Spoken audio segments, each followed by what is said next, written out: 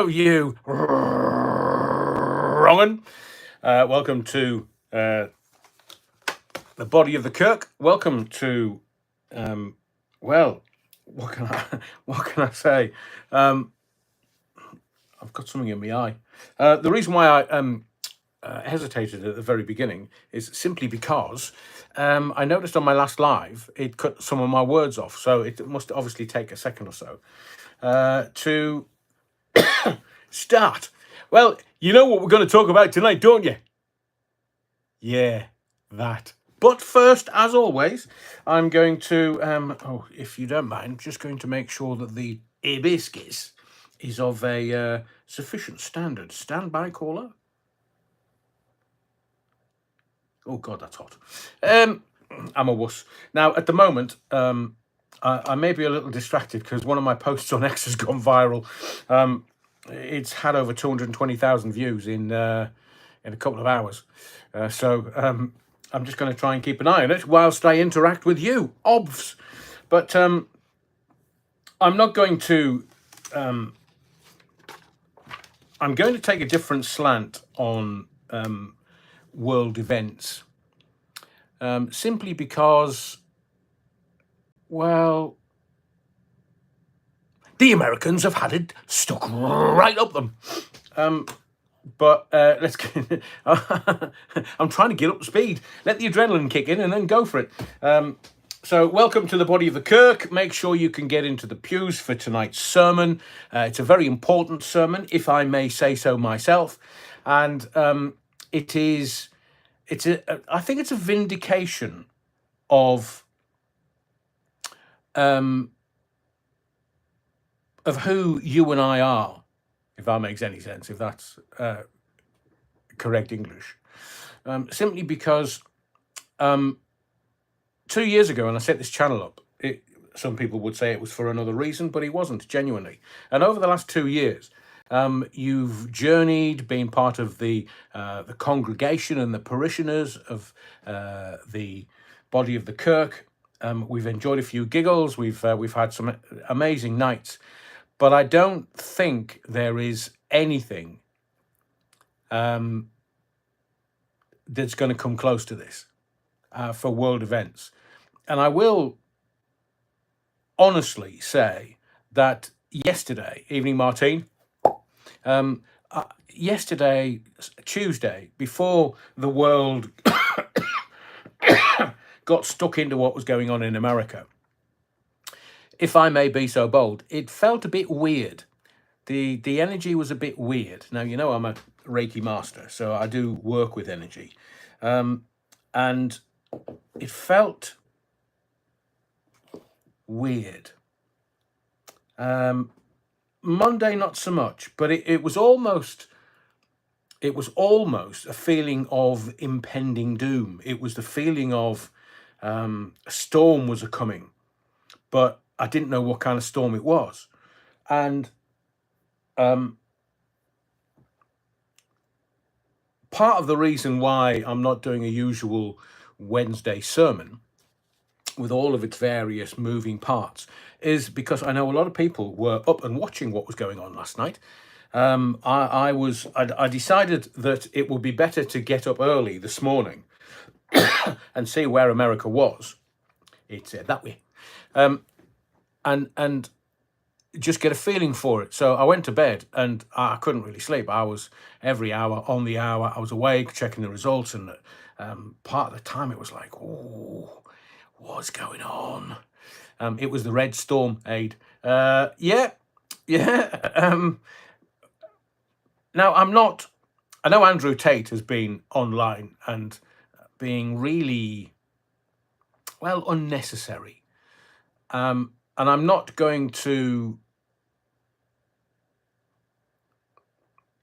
hector the Americans or hector the left or hector the Democrats. But I will laugh at some points because I've had the most insane day watching people have meltdowns online. Now, I can't... We have these two windows of opportunity on a Wednesday and a Sunday at 8 o'clock. And we support each other because we know that there is an elite and what they want to do to us. We don't go as far as Alex Jones, if you know who he is. Although I will say that when I had adrianallen.com, his team used to come and visit my website just to see what was going on. My webmaster will corroborate that. And we're not kind of as loopy nuts as that. Lots of liberal salty tears, says Ray Norton. Yeah, I mean, I am going to get to the comments tonight, and we will stay talking about this and debating this and picking it apart for as long as we want tonight, because there are lots of moving parts. Jackie Glasgow says the future is bright with orange. Made my day. I hope he stays safe. Well, we are going to discuss that, Jackie, because he's got 76 days. I mean, and I am, we're going to talk about what he's been through, what he's had to do. But the fact that, for me personally, and I don't know whether this resonates with you, but he's not a politician. So if you look at all of the presidents of the United States, 92, 93% of them have been politicians. And then a few of them have been generals. They've come from the military. And there's only one businessman. That's the Donald. And I think now whether this is an act, whether this is just, hubris and an act, he genuinely loves his country. He genuinely loves America. And I think that has chimed with a lot of American people because they were fed up. And the other thing that they were fed up with, in my view, was being told, you'll have to think this, and you'll have to do that, and you'll have to allow your kids to have all kinds of surgeries and all kinds of popping pills. And they were just told. And I think my view is that the Americans just went, what? Oh, yeah. And I've seen lots of videos where there'd been, like I saw this meltdown today, some woman screaming down her telephone that her boyfriend had voted for Trump. And she was screaming at him down the telephone, going, we're over, I don't want to know anyone. And you think, how unhinged is she? He's dodged a bullet. I mean, maybe they love each other. Maybe it was just, PMT or something. I don't know. I'm not being disingenuous because it's a thing. It exists. And I lived with 3 women growing up. So I know what spear chucking's all about. I know when to duck. And that kept me safe when I was a boy. I didn't know why. I just knew when it was safe to come out, so to speak. Not out, obviously. But the Americans have given him a mandate. They've told him, this is who we are. This is what we want from you. Because you told us you were going to do this and we voted for it. That's democracy. That's politics. We'll get into that in just a moment, but I'm with whomever said, I think it was Jackie, says that the future's bright, the future's orange. Already, Putin and Zelensky and Netanyahu legged it out of his bunker in Israel yesterday. Why did he do that? And then some news agency has come out and said, 74% of Jews voted for Kamala. Did they bollocks? Did they bollocks? Sorry, they didn't vote for her, they voted for Trump. Because I saw the lines in New York. I physically witnessed it with my own eyes. And then some arsehole in the media's saying, 74% of Jews voted for Kamala. Did they bollocks? Evening, Lauren. Yeah, wrong. Anyway, let's get to your comments because I do like to interact with you, see how you're doing, see what's going on, and make sure that you keep the body of the Kirk clean. No splashback off the front of the pews. You're wrong. Sky News, we're in tears. Oh, who's that? Hang on, I can see better with my glasses off. Paulie Gallieri. No, Andrew James. Andrew, do you know what feeling I got from this? It was like Brexit. You know, when they fully expected us to vote to stay, the Amish community voted Trump. Good on them. When we were given that vote in 2016, and it was either do we stay or do we go? everybody that had an IQ point, singular, was saying, oh, no, we're not going to leave. The BBC spent 2 years to at least 2019 complaining that we'd had the temerity to vote out. Out. And you just think, here, go off, Foxtrot Oscar. And Sky News. Oh, I say, they voted who for president? And the BBC, they're apoplectic with rage today. Exactly, Martin, out. They're apoplectic, and I burst my incontinence pants 3 times today. I had to change them. Not at first, but do you know, these idiots in the news media, and there are people that I respect, I'm not going to name them, there are people that I respect, that today, when I worked with them, they went from being more right-wing than a right-wing thing to today, absolutely, rapidly communist. And I was like, hang on a second, how does that work? Surely you have principles, and you stick with your principles. Khan said he would leave London if Trump won. Bye. If he needs his wheelie case, take him with him to the airport. Bye. Where's he going to go? He's not going to go to Pakistan or India. He's not going to go into the middle of the mountains. He's got 10 million as Mayor Carnage from his political career. Now, he was a non-dom to start with, and that's not BDSM before you start. So Stuart says, evening, Adrian. Lots of mixed feelings from my family and friends about Trump winning. Some are delighted, some are raging. I'm looking forward to hearing your take on it all tonight. Oh, well, it's going to be a mixture. It's going to be me and you. Because I do believe, not that this is an echo chamber at all, but I do believe that those with any semblance of intelligence can see through all this BS.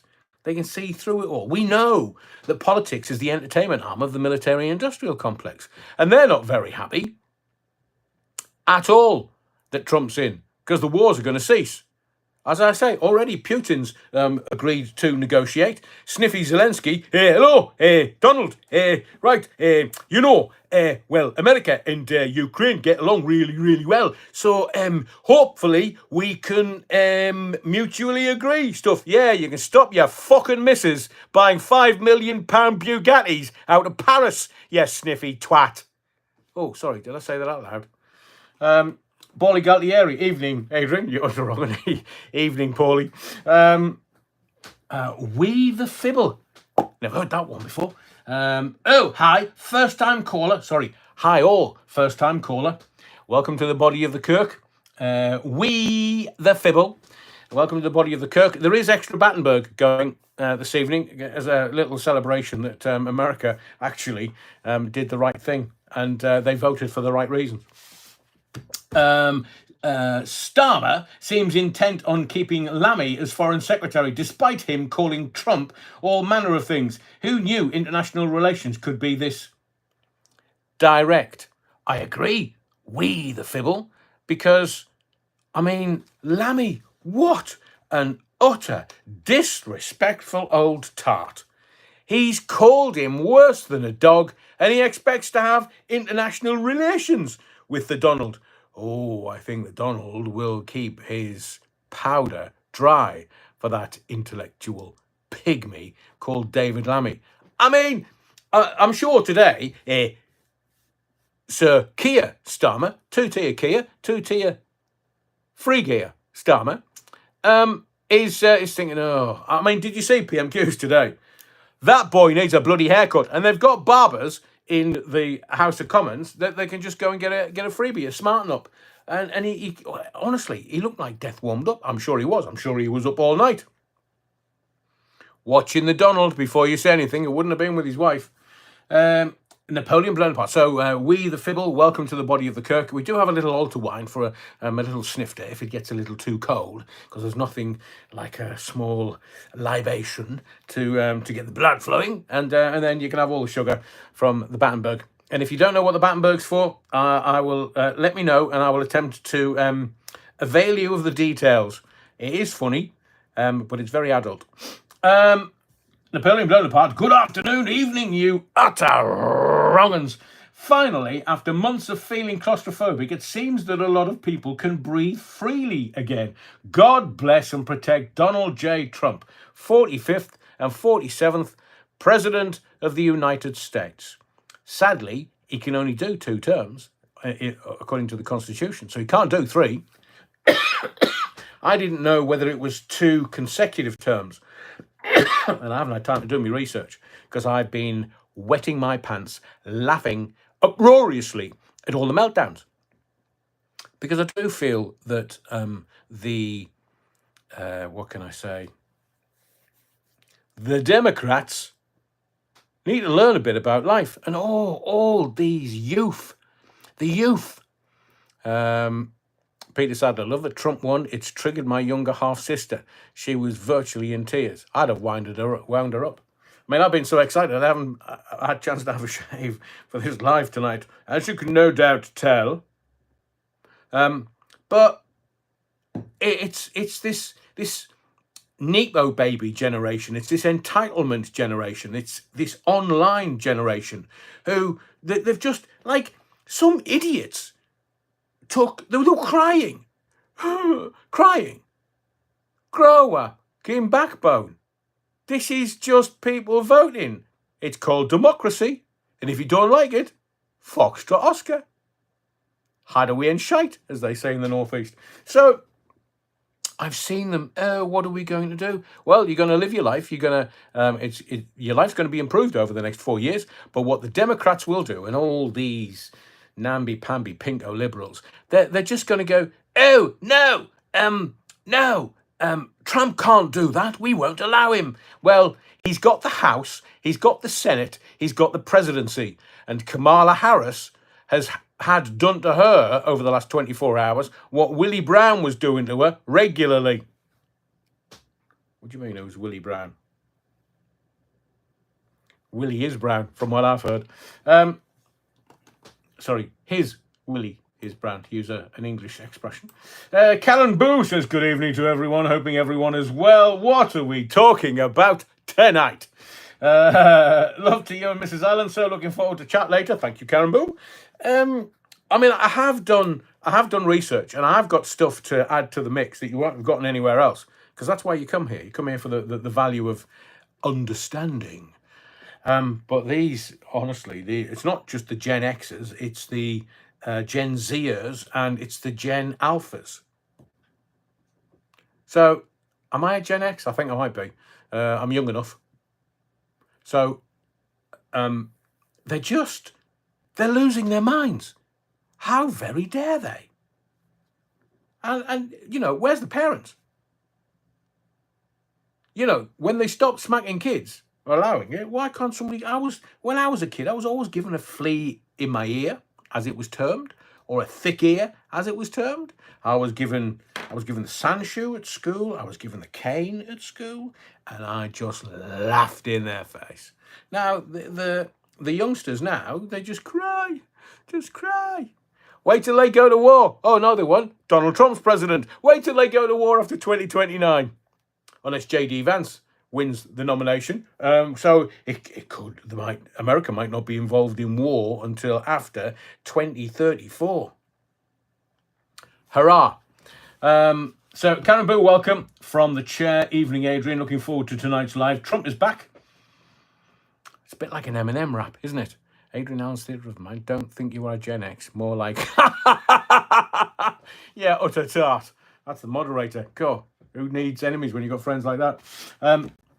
So from the chair, I bet Lammy and Kia cars are upset. Oh, I bet they are.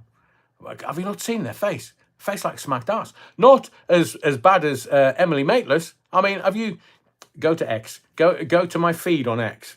And I put a video up there of Emily Maitlis. You know, she of interviewing Prince Andrew and all that furore, and having specials on Netflix and Prime and Amazon and and she gets her arse handed back to her live on TV.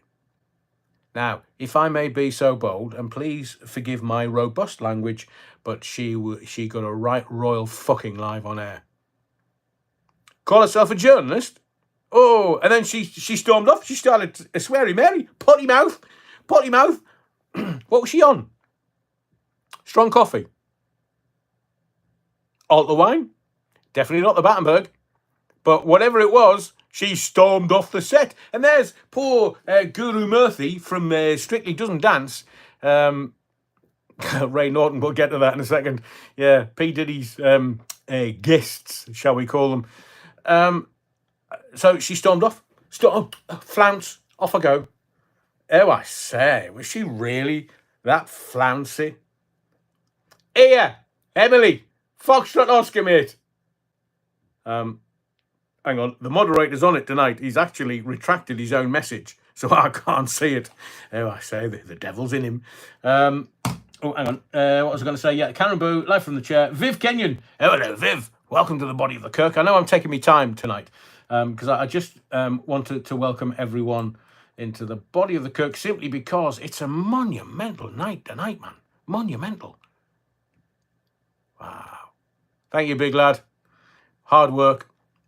Viv says, evening, Adrian. Evening, everyone. You get priority, not me. Evening, Rev. Lots to chat about. Wine and Battenberg ready? Let's begin. Viv Indalo. Top of 69, we got no drunk or senile president to laugh at now. Well, she's conceded. She's called Trump and gone, oh, you tart. Is that a wig? No, sorry, I'm making that up. Mr. President-elect, I do wish you well, because we're going to assassinate you before you get there at the White House in January. I do hope that they don't. Because you know that if anything happens to President Trump, President-elect, then if the current standing president is incapable of stepping up, that's why they've got a VP, a vice president. She could be president yet. So I don't necessarily hope that they wrap the Donald up in cotton wool, but have you seen how tall Barron Trump is?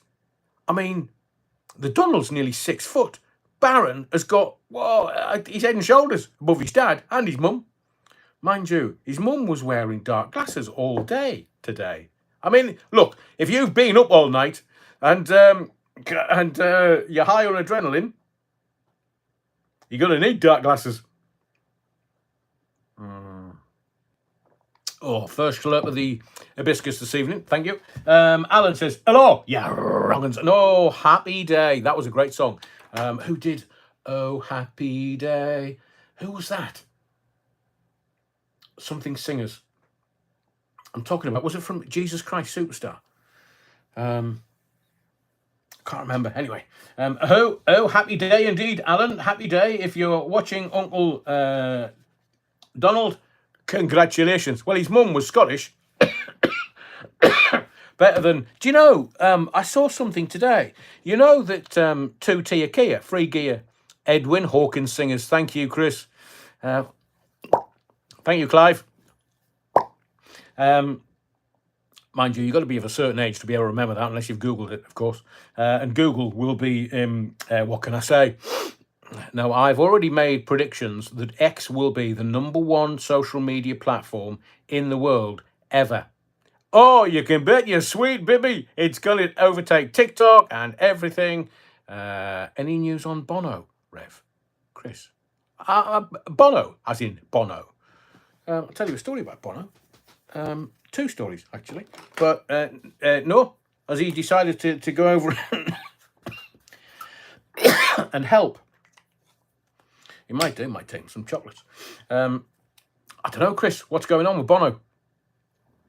Mad Matt, welcome to the body of the Kirk, Mad Matt. Good evening, all. Good evening, Rev. I wonder how many red faces are sat on the front bench now.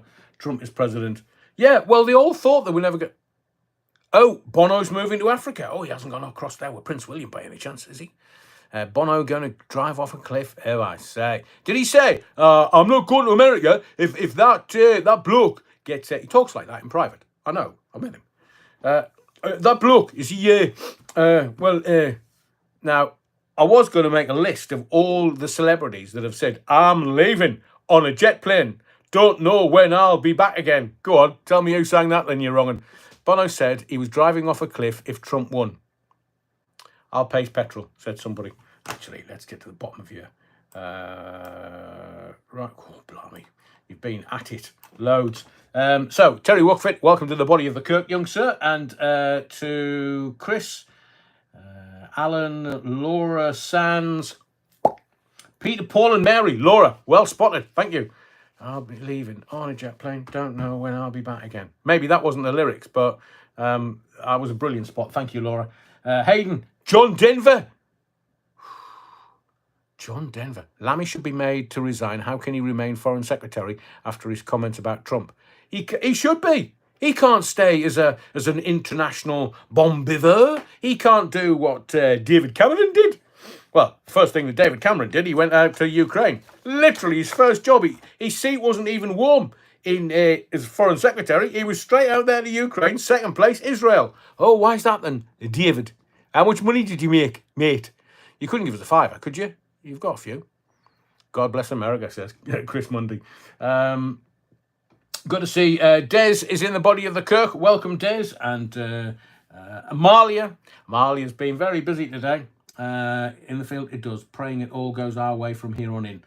Well, I am going to, tonight, on this live, I'm going to out corruption in Parliament.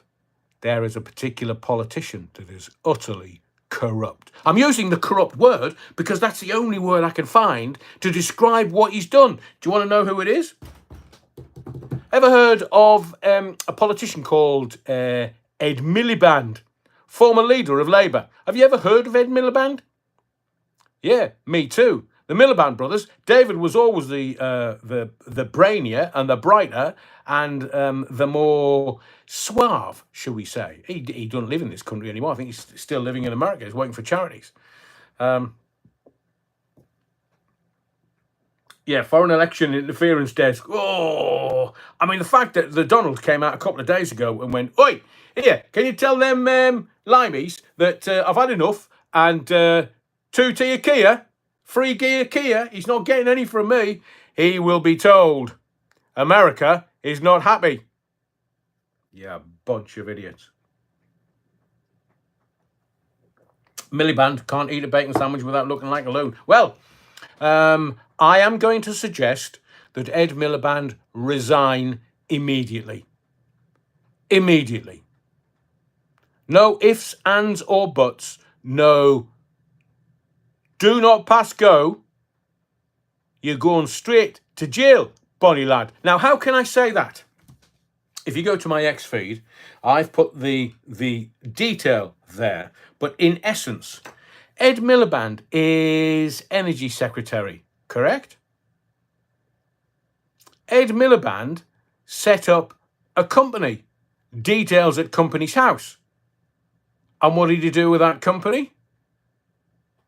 Gave advice to the Energy Secretary about energy. So, in essence, Ed Miliband set up a company to give himself advice about energy, and the energy department would pay that company, ipso facto, himself, money. The way I slice that, it's corruption. It's snout and trough and corruption. Why would the Energy Secretary, who makes very important decisions around our energy companies and our energy consumption, according to Laura, Ed Miliband's doing an Nancy Pelosi. I know one of the newspapers today said she's got her 20th term. That would make her like over 100 years old. If a term is 5 years, 20, that's 100 years she's been in the House. So I don't know how Ed Miliband can get away with this. It's literally appeared and then disappeared in the mainstream media. But I'm just telling you now, so that you've got this. If any of these Labourites or Labour idiots start arguing shite, like people on the radio arguing about Labour being the best party, it is as corrupt. It's like the last days of Rome. They're all shagging each other, they're all taking it up the arse, and they're all corrupt. So there must be a law about that. Bent bar stewards, according to Lauren Taylor. I agree with you. But how can the Energy Secretary create a company that advises the Energy Secretary about what to do with energy, and the Energy Secretary or the department pays that company, and the only director of that company is named as Ed Miliband? So you can go to company's house and do the research. But the reason why I'm telling you is because you should watch the mainstream media and see who breaks cover and breaks the story.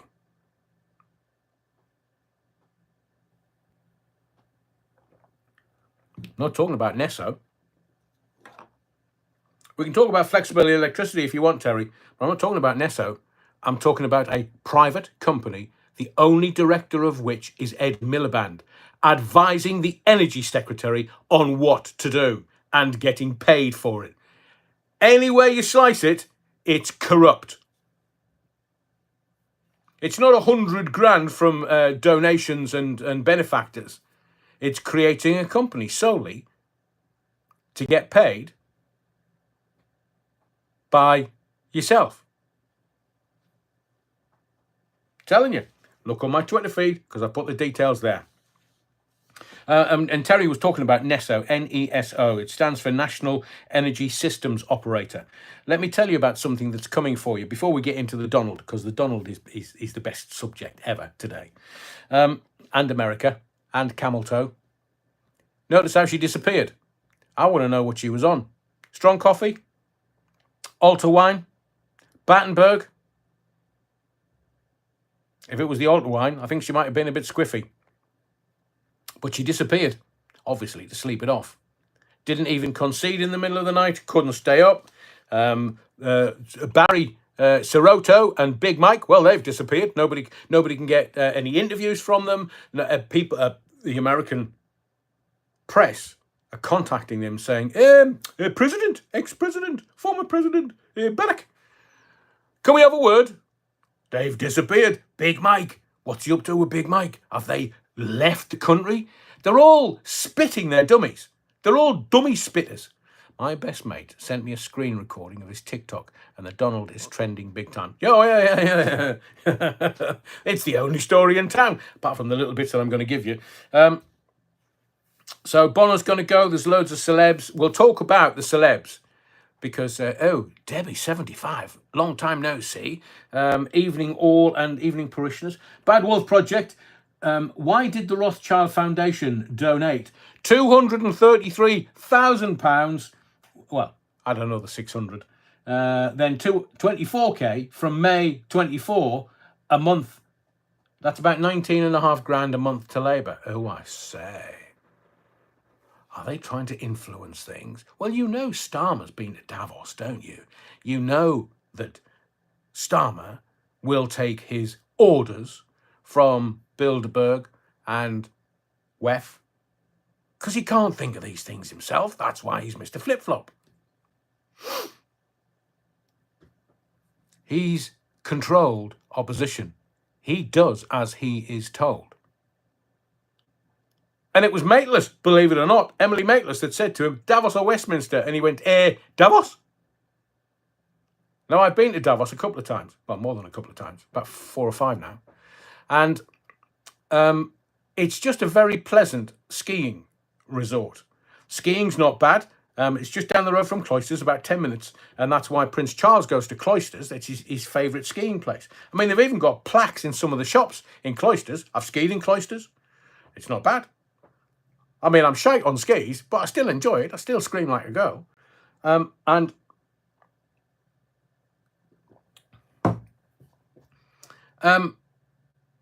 So let me tell you something important. And again, like the corruption that I've just told you about, which is facts, you need to keep an eye on this. Because the reason why the Americans voted the way they did, Terry, you put all that in there, man, is because they're scared absolutely witless, the Americans, because they knew, they worked it out. They just want to be champions. The Americans just want to be, above everything else. They all think they're John Wayne, but they've come up with the goods. So let me give you, Terry Wookford in the chat has listed all of the celebs that kind of backed Kamala. And you can virtually, to a person, know that they've all been to Diddy's parties. The P. Diddy parties, the P. Diddy freak-offs, the P. Diddy evil. They've all been there. And I will guarantee you, sure as eggs are eggs, that the three-letter agencies will have picked up the phone and gone, hello, it's, us, Men in Black, shades, us. Right, you need to come out, not out, just out, and back Kamala. So, Eminem, he was bollock deep in Diddy's parties. And then you've got, Beyonce, who seemingly is more evil than Jay-Z. And Jay-Z's a fucking drug dealer. Whoa! They've come out. Not out. So, all of them, they've all, I want to back, Robert De Niro. Has anybody heard of Robert De Niro? Sorry, heard from Robert De Niro today? Bet you haven't. He said he was going to leave America. He said, no, we can't have Donald Trump as president. Why is that then? What about the Benjamins, Robert? Have you been to Diddy's parties? Ellen DeGeneres, Sean Penn, Sharon Stone, Ashley Judd, Tommy Lee, Bryan Cranston, Billy Joe Armstrong, Robert De Niro is waiting, Samuel L. Jackson, Miley Cyrus, she's been to Diddy's parties, Travis Kelce, well, he would do, wouldn't he? He's seemingly, well, I use the term loosely, shagging Swiftie, but don't think so. She prefers wearing comfortable shoes. Bobby Altoff, Rashida Tlaib, Stormy Daniels. Wasn't that the one that got £500 million through the courts? Dr. Anthony Fauci. Didn't George Soros? Yeah, he owns Swiftie. He owns her. Who else was there? Oh, yeah. Eminem and Diddy. Well, Diddy didn't, because he's in jail. Diddy. Prince Andrew too. Oh, Bovril. Yeah. But not as many times as Ginger Sphericals. Ginger Sphericals right in the shite, to use a loose technical term that we use in radio. He's proper in the shite. Why? Well, he went to Diddy's parties, didn't he? Diddy. And I've said to you before, we've been given, because these two haven't got 2 IQ points to rub together. They told us it was a roast chicken dinner that Harry made. Harry cooked. And then it was, we met online. And then it was, it was a blind date where we were set up by friends.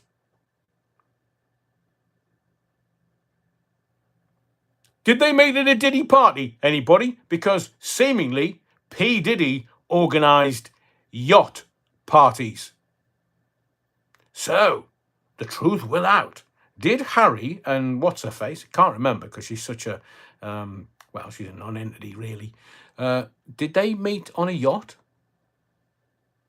Did they meet at a P. Diddy party? Was it a threesome, their first date? Anybody? And my source was impeccable. And then she pulled Harry's wishbone. Oh, I say, was that painful? So this you need to look at and need to keep this in your back pocket. They're talking about something called flexible electricity. Now, it's going to be key to the UK's 2030 green power target. UK businesses and households will need to be far more flexible about when they use electricity for the country to decarbonise the power system by 2030. I'm not making it up. Facts, 100%. I'm not making it up. According to an official advice set to be published today. So you're going to be told not that you can or can't use your electricity.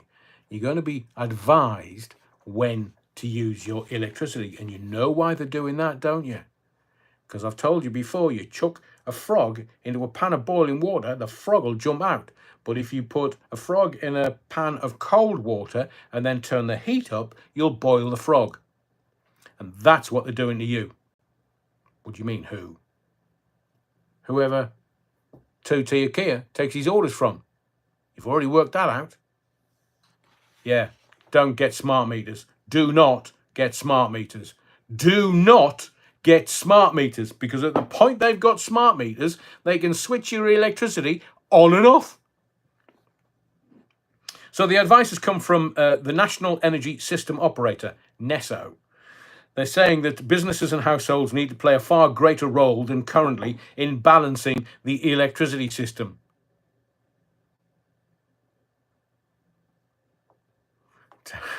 That's funny, Terry. You see, this could involve factories ramping up output during windy periods. Everybody's been on a curry. When wind farms were at higher capacity, or households unplugging electric cars when renewables output is low. Do you know what they're saying there?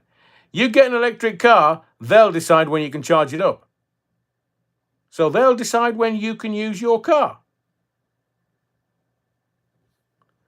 Martin, no. Belfield won't be out on the 40% rule. Have you not looked at the rule? The ruling exempts anybody that's been convicted of harassment and stalking, because that's the victims of the crime is oh man, I can't think of the word. No is the answer, Martin, and it's online. Go and Google it. You'll get the information. NESO is already trying to encourage this sort of consumer behaviour by paying households to defer usage when needed. So I'm just giving you the heads up. You join the dots. They're going to get you to do as you are told by limiting your electricity usage. If you have an electric car, to limit when you can charge the car and how much you can charge the car. Can you not see what's coming? It's only 5 and a bit years away. Can you not see? They're all going, oh, net zero. And then, bloody hell, the Donald gets into the presidency and he goes, stuff that for a lark.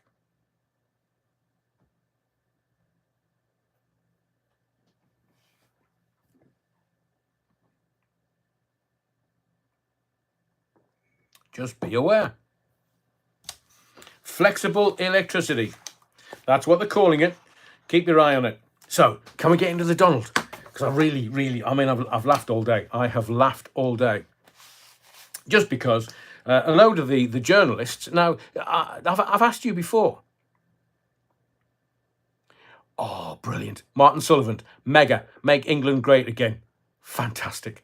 Amalia says they'll turn cars off and further limit the hours and distances we can use them. I know. But they think we're stupid. They literally think we're stupid. And they thought that the Americans were stupid. But the Americans, because there was a lot of, from what I've seen online, of course, in videos, that people wearing MAGA hats or MAGA T-shirts, they were all kicking off about it. And what I don't understand is, if there were more people voting for Camel Toe than the Donald, then she would be president. But she got 5 million votes less than Donald Trump. So these people who were kicking off online, taking pictures and taking videos and then sticking them online about, you can't wear a MAGA hat. No, you can't wear a T-shirt like that. They were in the minority, not the majority. People just wanted what was right for their country, the Americans. And although, sometimes I'll have a go at the Americans, they were actually wanting to do what was the right thing for their country. Make America great again. Do you know that the Donald put a complaint in about election interference?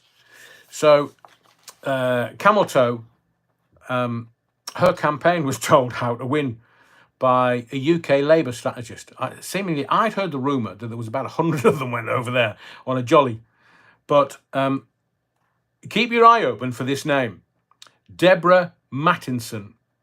Now, nobody's mentioning her name, but she or has been a fixture of UK polling scene. As in, do you notice how the polls just get it wrong? The modelling gets it wrong. And in America, the polls were saying, oh no, camel toe's ahead. No, she's going to win. Camel toe. Wow, wonderful, wonderful. Why would they want to use polling again? Because I think what has happened is that the pollsters would go out and go, oh, hello, are you going to vote in the presidential election? Yeah. Who are you going to vote for? Oh, hang on a second. Am I going to get twatted? Am I going to get fisted? One of them, not. What's going to happen? So they've just gone, oh, I'm going to go for camel toe. Sack the pollsters. They were utterly wrong. Hilarious, says Alan. I agree, they were shite, said a spokesperson. But one of ours, 100 MPs. I mean, they've only got 600 in the chamber. But this Deborah Mattinson kind of is a pollster who obviously went across there, travelled to Washington, D.C. to brief the camel toe tampon team. Now, they got it wrong. They absolutely, no wonder. So I don't know whether they got it wrong on purpose, whether they were being created to fail. Now, this is me thinking conspiratorially, whether they wanted the Donald in for a certain reason. Oh, it was 100 Labour activists. Thank you, Alan. But even so, all the pollsters, they absolutely got it abjectly, horribly wrong. Oh, it's too close to call. 50-50. Well, he wasn't. He wasn't. The Trump got 5 million more votes than her. Last time I looked, it was 279 votes he got. I think he might have ended up getting more. The reason why the pollster said camel toe was winning was too obvious. I know, that's why the Big Mike and Barry have legged it. John Wayne is big leggy. The reason why they... bloody hell. Bloody hell. The minority make the most noise. Yeah, I get that. But what was happening was they were hoping that it was going to be close. So the optics were that it would be close, and then they could rig it, and they could go, oh, she won. It was close. The pollsters all said for months and months and months that it was close. It wasn't close. The cheat was in play, says Ray. I agree, Ray. Remember Russian election interference, Paulie Gallieri says. Well, they were saying, was it some point today, they've said, oh, the Russians did it. The Russians did it. I can't stop laughing. They literally are delirious in America. They will find any excuse. But I'm going to lay out in front of you what I think happened and why the Americans voted for the Donald. Now, I'm going to confirm that I think it was about 6:30 I saw that Camel Toe had called the Trump and conceded and congratulated him on his victory. It's very gallant of her. Was she sober at the time? My personal view, she's an alcoholic. I come from the northeast of England. I've seen loads of them, millions of them. Because she says what they want to hear. Well, there you go. But electric cars are designed to control where you can and can't go. I agree, Karina. But I think that the Camel Toe got the job because it was a coup. Now, President Poopy Pants knew it was a coup, knew he couldn't string a sentence together. And the last few, like the commemorations of, not VJ Day, but the D-Day landings in the summer, he literally was bending over in front of Emile Macron and filling his pants. And poor Dr. Jill had to go, here, Joe, man, have you shit yourself again? Oh. Right, come here. She marched him off. So we know that he was not a well man. And this guy that is wearing the mask and is playing, I mean, somebody that they've named varying actors, but he was too sharp. You can tell when he's speaking, he's too sharp. If it's somebody else playing him with a mask on, and because he can't string a sentence together, and he genuinely loved the money, loved the corruption, loved being president. Notice how Hunter's laptop isn't spoken about now, not even in hushed tones. So you've got a president, the leader of the Western world, who literally can't keep his butt cheeks together and will flatulate, for want of a better word. That's a very good question, Paulie Galtieri. I'll just, as a little aside, Paulie Galtieri said, hey, Adrian, do you think Beggar Zelensky will be gone next year? I think it'll be quicker than that. I think they're going to negotiate peace. And look, Zelensky has lost a generation of young men.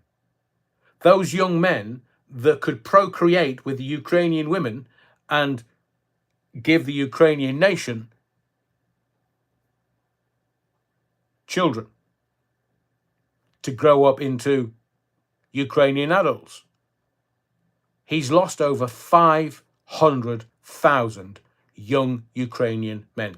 No wonder him and President Poopy Pants, they're both shitting their pants because North Korea, oh yeah, don't worry, Vladimir, well, that's Vladimir Putin, not Vladimir Zelensky. We'll send a few boys over. Yeah, don't worry, they're the best. And all of a sudden, Sniffy's going, hang on, no, this is not how it's supposed to play out. Here, Joe, mate, as well as giving us money, can you stop the North Koreans from sending all these soldiers over? We're going to lose.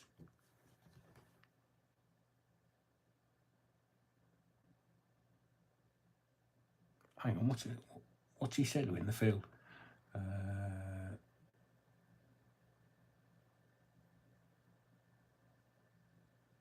So I think Zelensky is going to be replaced soon. All this on top of Chernobyl. Vixtex, well spotted. And Vladimir Putin has already said, now don't believe the dancing that's going on today, where Vladimir Putin's going, no, Donald, no, you haven't been me mate for 4 years, and now you want to knock on me door and come round and have a glass of wine. Well, he wouldn't. It'd be Ribena. The Donald doesn't drink. No, I'm not having that. No, you've not been me mate for 4 years. So, no. Look at what I did in 2016 for you. No. And he's saying, he's congratulated the Donald through a mutual friend. I don't way, man. Yesterday, he was saying, oh, yeah, I'll negotiate peace. Yeah.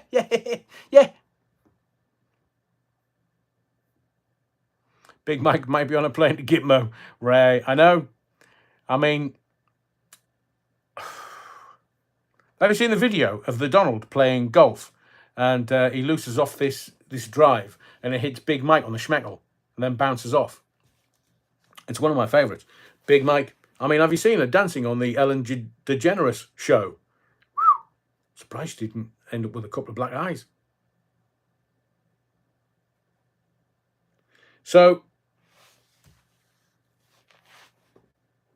what do I think this is?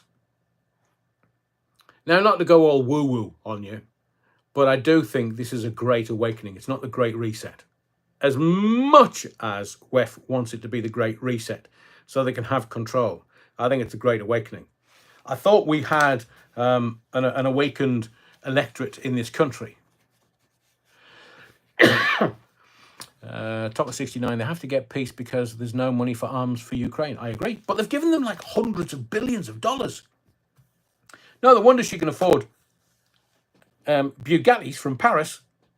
Did you notice how quick Bugatti said, no, she's not, no, she's not bought anything, no. She wasn't going to take delivery of it for a few months anyway. 5 million quid for a car. And there's their boys dying in a war that they're skimming money off the top of. Paulie Galtieri swinging like a pendulum. Wow says Trump heart. And if you are a first timer tonight and you're commenting, just let me know, because it's always good to welcome new members of the parish to the congregation and the body of the kirk. We wouldn't want anybody to miss out on Battenberg and a bit of altar wine, because we do like curly whirlies. So I'm going to suggest to you that this is a great awakening. I'm not going to go spiritual or anything. I mean, look, Stuart says, I'm a first timer. Am I going to pop your cherry, Stuart? No wonder Russell Brand got in his nice tighty whiteies, his white Y-fronts. Paulie says designer handbags, shoes, and Bugattis. The Bugattis are the most expensive. So they're all, oh, I'm a Christian. I'm a Christian. Yes, I'm a Christian. No, you're not. No, you're not. Oh, I've been baptized. Have you, bollocks? You're meant to be baptized by a man of the cloth. Now, my church, when I was younger, I went to many a baptism. So it was the elders of the church that conducted the baptism, and Russell Brand got his mate to do it. Does he think we're stupid? Now, there's a file gone to the CPS from the Met. Let's see how that plays out. Rob, I'm an old-timer. Hang on. Where's Rob? From down under, but now on top. I'm an old-timer. Yeah, wrongin', Rob. Wrongin'. So I don't think it's a great spiritual awakening. I just think a bit like this country, the very clever thing that the elite, the political classes did in this country was they turned round and said, oh, bad Tories, vote Labour, bad Tories, vote Labour. And nobody was thinking anywhere else. But I'm telling you now, 2029, Reform's going to be the new government. But what the political classes are going to do, they're going to move heaven and earth to stop it. Do you know why I say that? Nobody else will mention this to you unless they're watching this. And lots of other YouTubers do. Who was at Mar-a-Lago on the night Donald Trump was elected as President-elect of the United States of America? I'm asking because I know. So Donald Trump was at Mar-a-Lago. So was Elon Musk. And so was Nigel Farage. Now, I'm telling you this, the Labour front benchers shitting themselves because now they've got to explain to Donald Trump, the most powerful man in the world, why they said what they've said about him.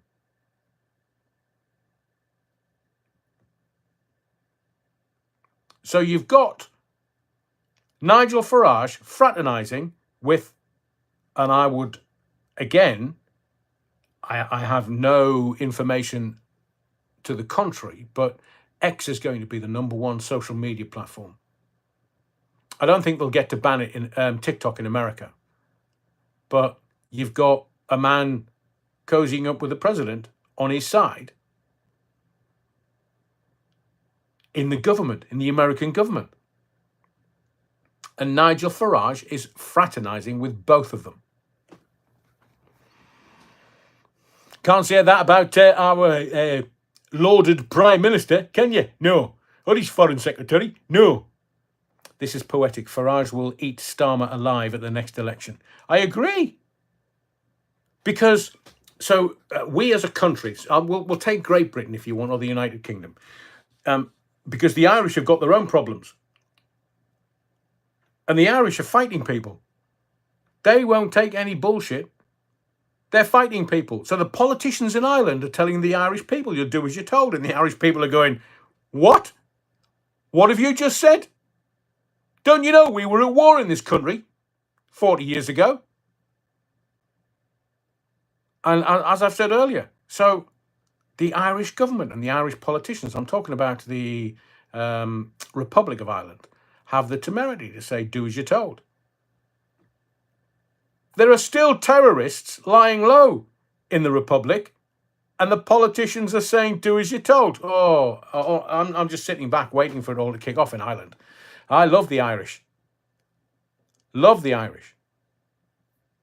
And the politicians are kind of, they're braver men than me, I'm telling you. So you've got all that. And in this country, you've got, everybody was so pissed off with the Tories. But it was very clever. The political elites got you to vote for somebody other than the Tories. It just happened to be Labour. And then Labour get in, and look at what they're doing. They're corrupt. They're even more corrupt than the Tories. They don't care. I mean, Ginger Growler was sitting on the front benches today, and I thought, what the Jesus is that woman wearing? Who dressed her for this today? Stevie Wonder. I mean, Rambo, good to see you. Good to see you in the body of the Kirk, young sir. Sorry, young Rambo. So we had an opportunity, and I will say to you, I don't think that we were as brave as the Americans. The Americans just, although they did have a choice, one or the other. Oh yeah, the leader of the Greens. I saw her. That's really funny. Who's put that? That's really funny. In the field, Angela Rayner looks more and more like Skeletor every week. Oh, in the field, very funny. And so we had an opportunity to actually the Great Awakening, but they were very clever in Rich Boy, who's now disappeared. I've got a feeling he's going to come back, but he wasn't in the back benches today. He wasn't. Oh yes. Well, I love my my constituency. Where's it? California. Rob says, I bet Whoopi Goldberg's pissed off now that Trump's in. Oh, I think, well, she's done. She's cooked. They're all cooked. Everybody that came out for Camel Toe. Yeah, Rayner had more money for clothes, but I think she was using Stevie Wonder as an image consultant. Either that or David Blunkett. Probably both, Terry. And we had an opportunity, but we made the mistake of believing that, I mean, how bad could Labour be?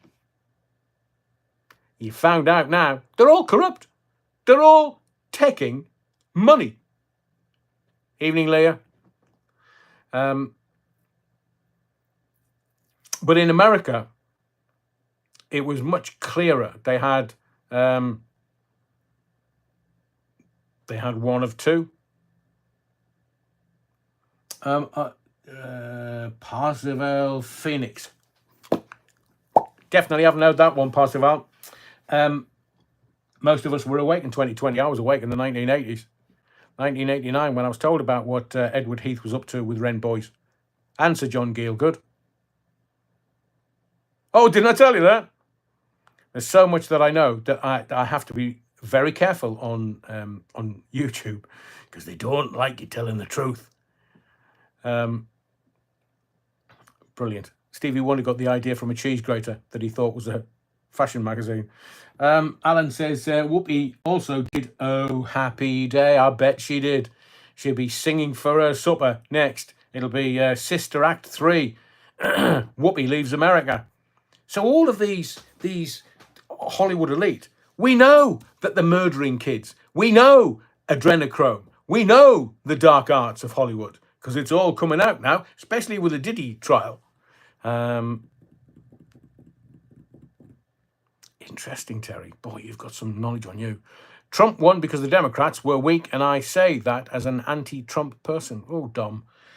Well, the thing is, for the anti-Trumps, they will find out in 4 years whether he is the best thing to ever happen to America, whether he is the best ever president, but the Democrats can't stop him now, because the Republicans have the House, the Senate, the president. The Democrats are done. They're finished. A bit like the Tories. Now, the political classes in America and over here can turn around and say, Adrian, like Kitty on a hot plate, funny Paulie, or like Kitty in a children's home. The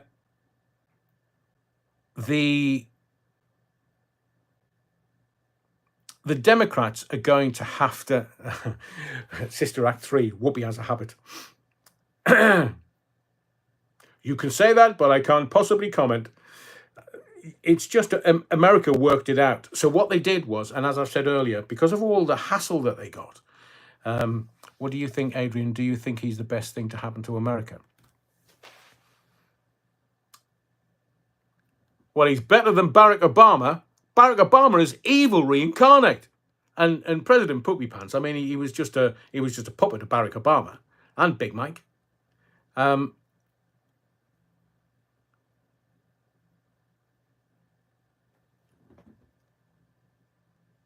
on a second. The Bad Wolf. Who's just said that? Who's just said that about noshing somebody's son? Did Whoopi do that? So we have the political classes who thought that, Kamala Harris to speak publicly for the first time after losing election to Donald Trump. Will her mouth be full?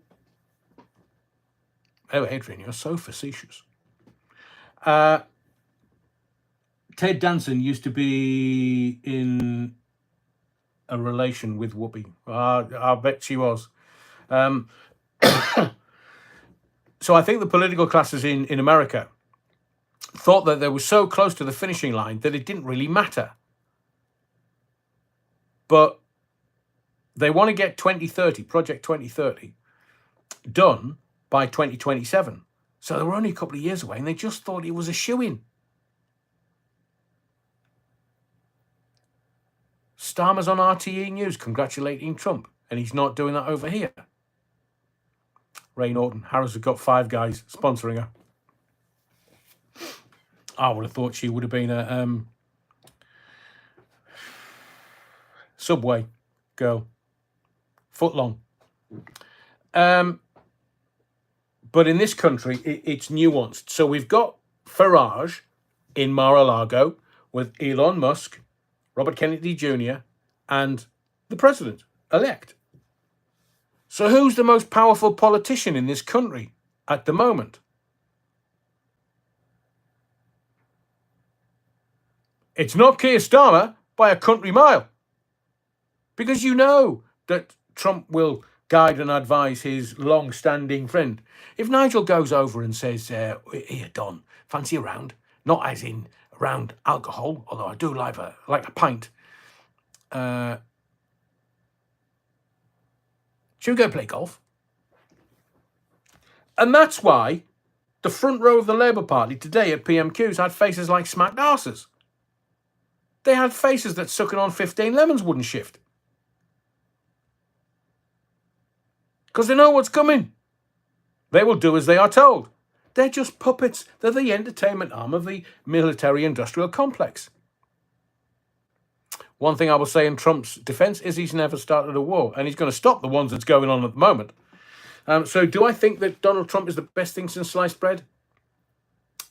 I'll nail my colours firmly to the flag post, because that's what these lives are about. I don't muck about. Tell you the truth. They're not monetized. I can't make any money off these lives because YouTube won't let me. Is he the best thing? I will say this. 18 months ago, just after I started the channel, I said to you, Sir Keir Starmer, is he scaring you yet? Not because I'm psychic. I've told you before, if I was psychic, I'd be winning the bloody lottery every weekend. I'd be a multimillionaire living in the Bahamas. But I just knew. Because you just have to look at Blair, who's best mates, kind of, politically, with Starmer. And Blair, once you get Starmer, you get Blair. And I knew what Blair was, Charles Linton, and I knew what Gordon Brown was. Can't tell you that. It's got a D notice attached to it. Do your research. How can I tell you this? Just Google Thomas Hamilton, procurer of children for the high value paedophiles in Scotland. So I know what Blair's about. No, that's not related to what I've just said, by the way.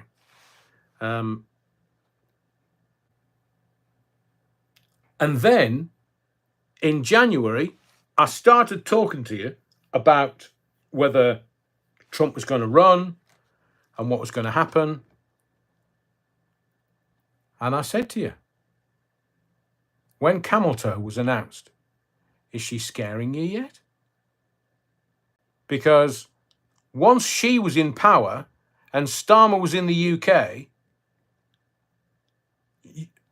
it was just going to be the end of the world. They were either going to have small-scale nuclear war somewhere, possibly Ukraine, possibly Russia, possibly the Black Sea, because it's all about the oil and the gas. Gaza Strip. It's got hundreds of billions of dollars worth, trillions of dollars worth of oil and gas under the Gaza Strip. And why would the Palestinians have to be completely eviscerated and moved? Because they can't have a claim on the oil and gas under the Gaza Strip or in the East Mediterranean. The reason why Russia went into Afghanistan back in the 80s and they couldn't beat the Taliban. And the reason why they went into Afghanistan in the 80s was because they knew of the oil and gas under the Caspian Sea. And then if you forward a decade until 9/11, within days of 9/11 happening, Vladimir Putin was at George Bush's ranch in Texas signing a deal for both Russia and America to build a pipeline, gas and oil pipeline, out of the Caspian Sea, down through Tajikistan, Turkmenistan, Afghanistan, to a warm water port in Pakistan. They don't tell you that in the bloody mainstream press. So that was within days. And this war in Ukraine, it's about the oil and gas under the Black Sea. Vladimir Putin has got everybody else's number. And I'm not talking telephones. I'm talking about he's got them. He knows. He's not stupid. So now we have the Donald, the master of the art of the deal. He'll do deals. Black Sea, anywhere. He'll do deals. Thank you, Nicholas. Thank you, Stuart. Just as a little aside, I haven't done the legendary Backenburgers tonight. I got straight into it, but I will acknowledge it, of course. Terry Wookford, I've got Putin on speed dial. Yeah, give him a call, Terry, and find out why he was shagging Digger's old bird. I don't, because it didn't, was it May Pang? Or was that John Lennon? Can't remember. Yeah, find out what he's up to. Find out when he's going to retire, because I don't think he will. He'll have to be taken out on his shield. So if you look at everything, and I've said this many times, always watch out for the reportage in the mainstream media, because it's all around Venezuela, Iran, Syria, China, Russia, North Korea. I've missed one. There's normally 7. Iran. So now Iran are being told, here, wind your neck in. So Iran won't start doing stuff. Yeah, BRICS will destroy the dollar. They've already extricated themselves. And I told you, I made this prediction weeks ago, because it's fairly easy. America is $35 trillion in debt. That's more than their GDP. Thank you, Stuart. And they can't get out of debt. They can print more dollars. Amalia. No, they can't leave those flags alone. So you have the oil and the gas, because at some point in the future, all of these countries want to be energy independent. They've come out of the dollar, a load of the BRICS, Brazil, Russia, India, China, South Africa, and other countries that are wanting to join the BRICS conglomerate. But America's so far in debt, they're never going to trade their way out of it. They're not going to be able to. But they can if their fiat currency is no more and they go to crypto. And in the last 24 hours, Bitcoin has gone up nearly £5,000 in worth. It's up near £57,500 per coin. 94% of the coins are already in people's possessions. Banks. Because what the banks are doing is they're waiting. Hang on, what did Yasser Arafat do with all the money you got for Palestine? Swiss bank accounts, Ray. Yasser Arafat, little Yasser. So you're getting all these billions, exactly the same as Sniffy. Sniffy's got Yasser Arafat's playbook. So he gets all this money, And Yasser's like, yeah, 1 for you, 10 for me. What do you mean, Yasser? Well, I'll give you $1 million. $1 million for you, 10 million for me. No, I tell you what, $1 million for you, 10 billion for me. And Yasser Arafat kept all of the bank accounts and all of the details and the numbers to do with the bank accounts in his head. So when he died, suddenly, everybody was like, where's the money? And the Swiss won't let them into the bank accounts because they're not the owners of the bank accounts. Yasser Arafat is.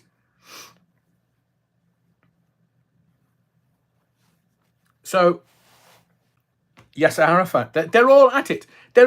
Look, keep you dumb, young, dumb, and full of, and they keep you stupid. They keep you distracted, and it's about generational wealth. They try and make. Yasser lived in Tunis. He didn't live in Gaza. They're all on the take, Johnny Ray. I know. But it's interesting that the mainstream media, and they know what we know, they never report it. That's because the people that own them don't allow you to know, because they're making money. And the other way that newspapers make money, I think, no, not November, lasted about 10 minutes. Really, Terry? Man of your talents. As Stuart says, we're not stupid, though. That's the thing. Well, we are to a certain extent because we haven't worked out how to, and this is why X is so important. Because I'll say stuff here and I'll get notes put on the video talking about climate change. Climate change is done. It's finished. Net zero, it's done. They were using it as a scam. John Kerry, he's evil. Have you not seen his panda eyes? How did he get that then? Needs more adrenochrome. And he's saying, oh, you know, climate change. And then Al Gore, Inconvenient Truth. I know Bad Wolf Project. You've got these fronts, these people who are fronting this. It's a scam to control us. And then they get us to drive electric cars, which when they blow up, try going to the insurance companies are not stupid. The insurance companies are not going to be forced into something where they have to pay out. Because if a car battery goes, like a Porsche car battery, to refit a battery costs more than the Porsche car itself. So the insurance companies are not going to do that. And Donald Trump knows this. So, to answer your question, that was a circuitous route. Do I think that Donald Trump is the best thing since sliced bread? I believe very strongly that he is the greatest president that America has ever had. And I'll tell you for why. Couldn't kill him. Tried to assassinate him twice. Couldn't kill him. They tried lawfare. Couldn't. They tried to bankrupt him. Couldn't. He came up with £500 million in cash. In cash. That's not, let alone, that's all his liquidity. That's not his assets. Liquidity. £500 million.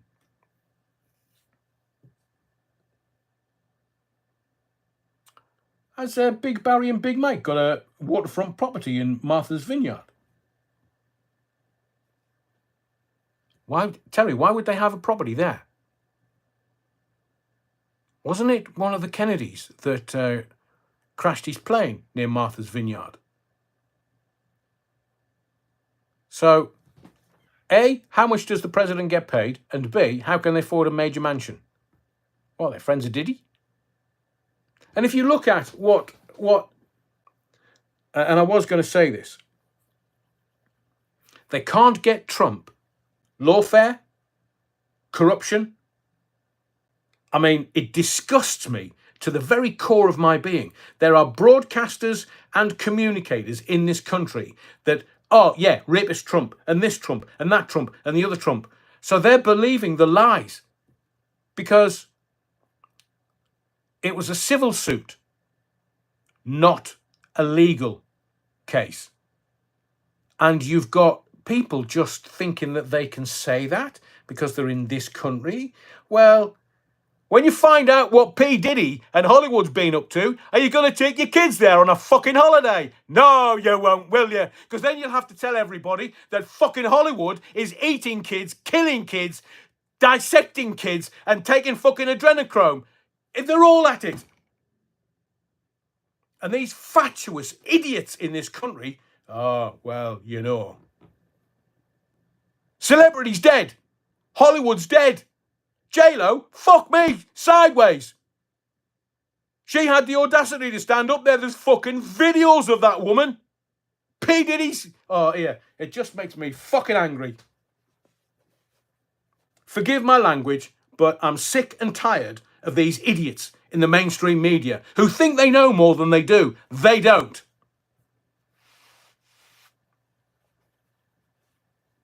I would love a debate with these broadcasters who know jack shit. And I'm not talking about the Hollywood film, Meet the Fockers.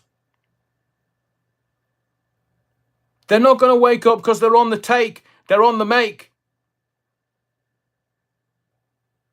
I agree with you in the field. I don't know how these people sleep.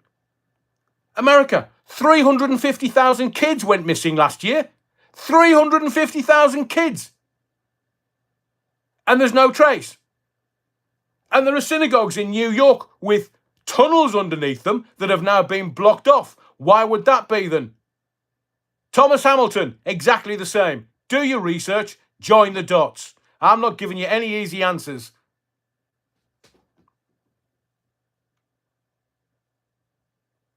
So, Ray Norton's very, very, very right. One of the first things that Trump's going to do is going to release the Epstein files. Can you see them all scattering? And let's just touch on Andrew. That's an unfortunate phrase, but the Texas border. I know Vic's Tex. But let's look at the Royals. Channel 4 dispatches on Saturday. So you've got Andrew, friend of Epstein. Real good friend of Epstein. Have you seen the TED Talk by Ghislaine Maxwell? Have you seen it? Whoa, she's shite. Martin, it was pun intended. So glad you got it. So Ghislaine did this TED Talk and she was just bloody awful. Awful. Anyway, so Andrew, he's now being used. So the Channel 4, sorry, I'll need to get this in layers for you. Channel 4 dispatchers, they produce this program and say the royal family are making 11 million from the NHS, are making this every time the RNLI touches their foreshore. They own the foreshore around the country, and anybody that uses it needs to pay them a fee, and they're making millions and millions and millions.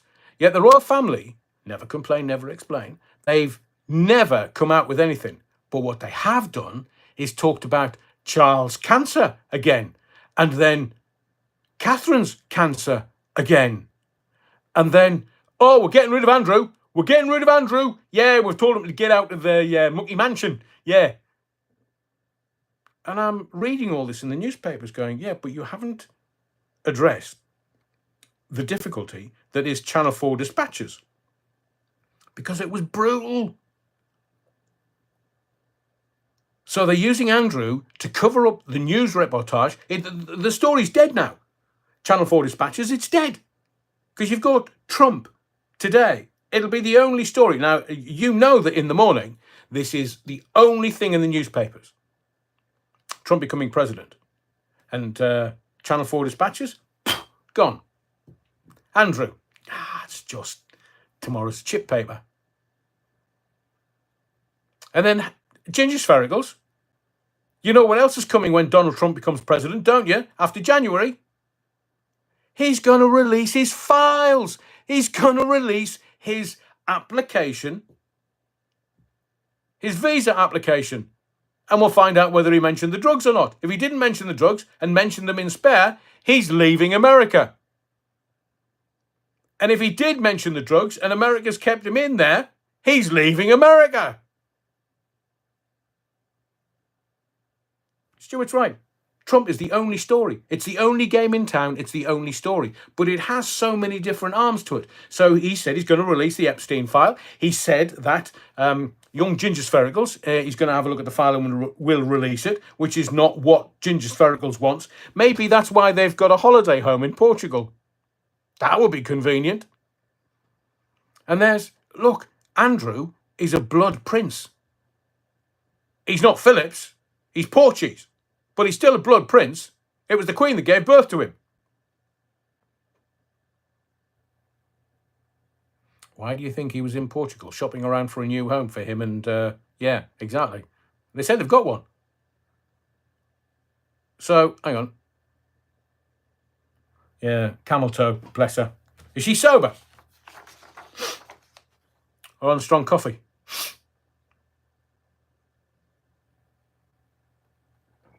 I'll watch you when I finish. So Donald, I would suggest that Donald Trump's victory is another lesson that the mainstream media very often does not appear to represent or report the truth. And an even more dystopian vision than that, it actively distorts the truth in order to try and convince its dwindling audience into believing that what they are being told accurately represents the real outside world. So I will say this to you again.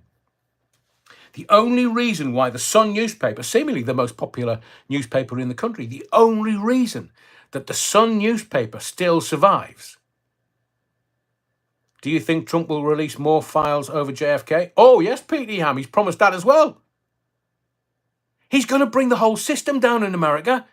The three-letter agencies, they're done. They're finished. So the CIA, whatever they're up to around the world, he's going to stop them. Why? Because they create more wars than they solve. The FBI, done. And, that's what I wanted to tell you. So stepping aside for a moment, I want to give you this insight, context, whatever you want to call it. Again, it's the boiling frog scenario.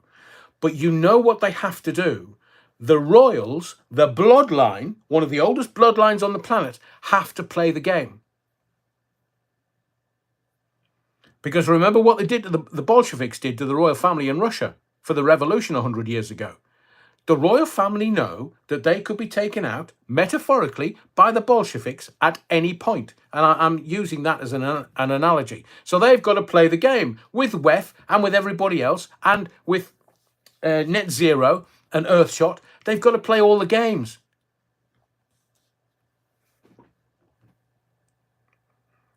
So they're playing games to stay powerful. But the people really pulling the strings are older bloodlines. And maybe I'll do a program or two because I'm going to start doing deep dives into conspiracies. Has Charles given the millions back that he charged the NHS? Don't be silly. I mean, if you look at, was it Louis or Philip XIII? They took millions. Back in the day where millions meant billions from the Crusaders, from the Templars, the Knight Templars, he took millions and millions and millions from them. The Rothschilds are not necessarily the oldest bloodline, but they're one of them. They're just a banking conglomerate of a few hundred years. Area 51 and UFOs, I think that's a bit of a distraction, Peter Ham. But honestly, the stuff that I know, the stuff that I have in my archive, that I keep in my archive, and I keep it away from the house that I live in. I've got tons of stuff. Like I say, I put the picture of Diana when she was alive in that car in Paris, in the tunnel. And the mainstream press told you she died instantly. No. So the bloodlines and the royals, they're having to dance to a certain extent and keep the mainstream press on side, keep the great unwashed on side, so that they can. The Queen was absolutely superb. she will go down in history as one of the greatest monarchs to have ever lived. Why? Because she created this royal family. Now, they went from Saxe-Coburg to Windsor, and they went to Windsor because of the war, the Great War, the First World War. Couldn't be Germans, couldn't be Saxe-Coburgs. And she had the generations. She had sufficient children and sufficient generations for the royal family, the Windsors, if you wish, to stay around for quite a long time, because there's 3 generations after her.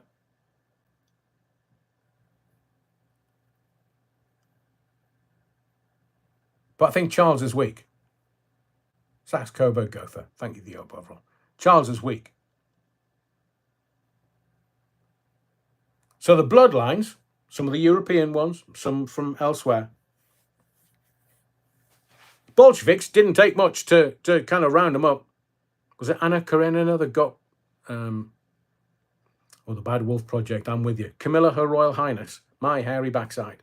I agree. And the reason I agree is, and I don't know, you can tell me in the comments, I don't know how you feel about this, but in my lifetime, there will only ever be one queen. Percy family have a few quid. Holly? Yeah, I know. But there's loads of them. There's the Collins family, and some American families are so ancient.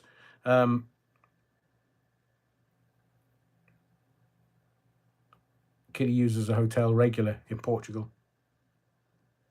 I know. Seems to be the place to go. If you include This Morning personnel and presenters on ITV.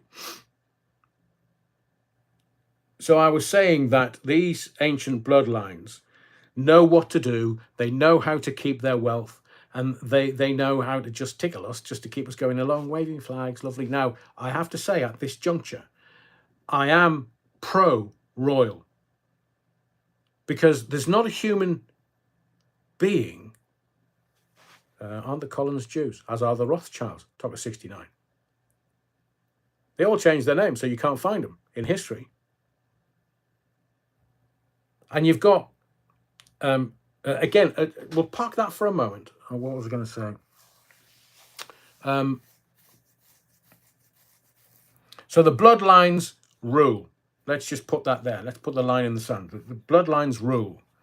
Cilla Black died in Portugal. What did she know? Ray Norton. Very good question. Maybe we'll do a deep dive on that. I don't think we'll find any answers, but I'll still give it a go. The bloodlines will survive, and they will do everything to survive. Look at the French. Look at the French, the state of the French. Mary Magdalene arrived in France with Jesus the Nazarene's daughter, Sarah. Now, can you imagine the power that gives France? And the bloodline that gives France, just in case somebody else knocked some kids out of Mary Magdalene, not sure.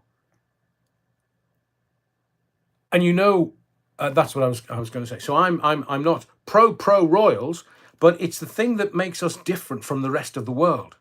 I've worked for the royals. I've met some of the royals, the details of which I'm not going to go into. Ever. But I will tell you, it's the thing that makes us different around the world. The very thing that we are revered for. I don't care about whether they bring money into the country or not. I don't care. I don't care what the foreigners think of our royal family and what they say, because they're all jealous.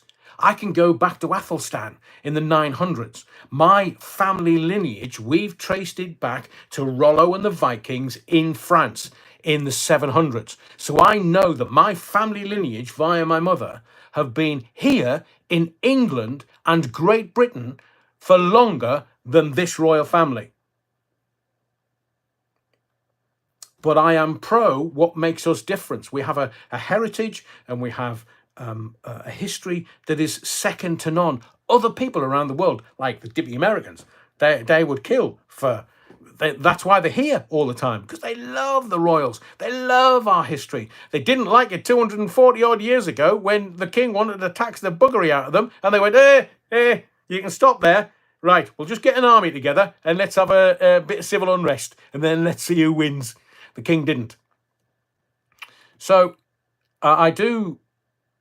The thing that really antagonizes me is what they do to manage the media. I've told you before many times. The weekend that Diana died, she told the press flotilla that went out to the jonquil, Fayed's yacht. Remember, I was working in Fayed's organization at the time. And she said to the press flotilla, and I quote, it was all over the press the day after, I'm going to give you a story that's going to knock every other story off the front page of every newspaper around the world. So what was that then? And then working in Fayed's organization, I hear this tolling bell on a Sunday morning. A tolling bell? What the bloody hell is that? That's a really weird bell. I go back into to my then partner, and I said to her, yeah, open the windows, have a listen to that. What the hell's that? Because we lived not far from Hampton Court. And she went, oh, that's a tolling bell. Something's happened. So, telly on, see what's going on. Then this was, I don't know, really early in the morning. And then I got the phone call. Get in here. We had the office on the Brompton Road opposite Harrods. And when I got into work, what was in the newspapers the weekend of Diana's death was that the royal family were taking away their warrants from Harrods. So you know those things that were on the sides of Harrods, as you kind of walked up, you could see all these royal crests and stuff on the outside of the Harrods building. They were the royal crests.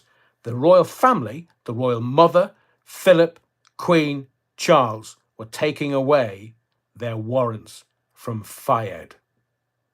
Why were they doing that? Oh, and why didn't you find out about that? Because as I've told you before, in London, you can get the Sunday papers on a Saturday night.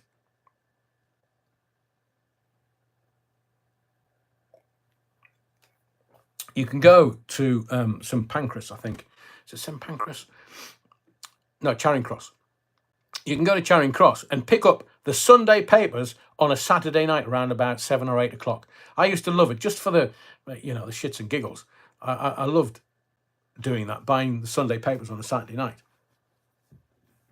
But on the front page of the newspapers, the weekend that Diana died, the Sunday newspapers, was the story about the royal family taking the warrants away from Fayed and Harrods. See how they buried that? And Diana. I wonder what the story was that she was going to tell everyone. I quote, I'm going to give you a story that's going to take every other story off the front page of every newspaper around the world. So being a royal is full of dancing and full of subterfuge, and it's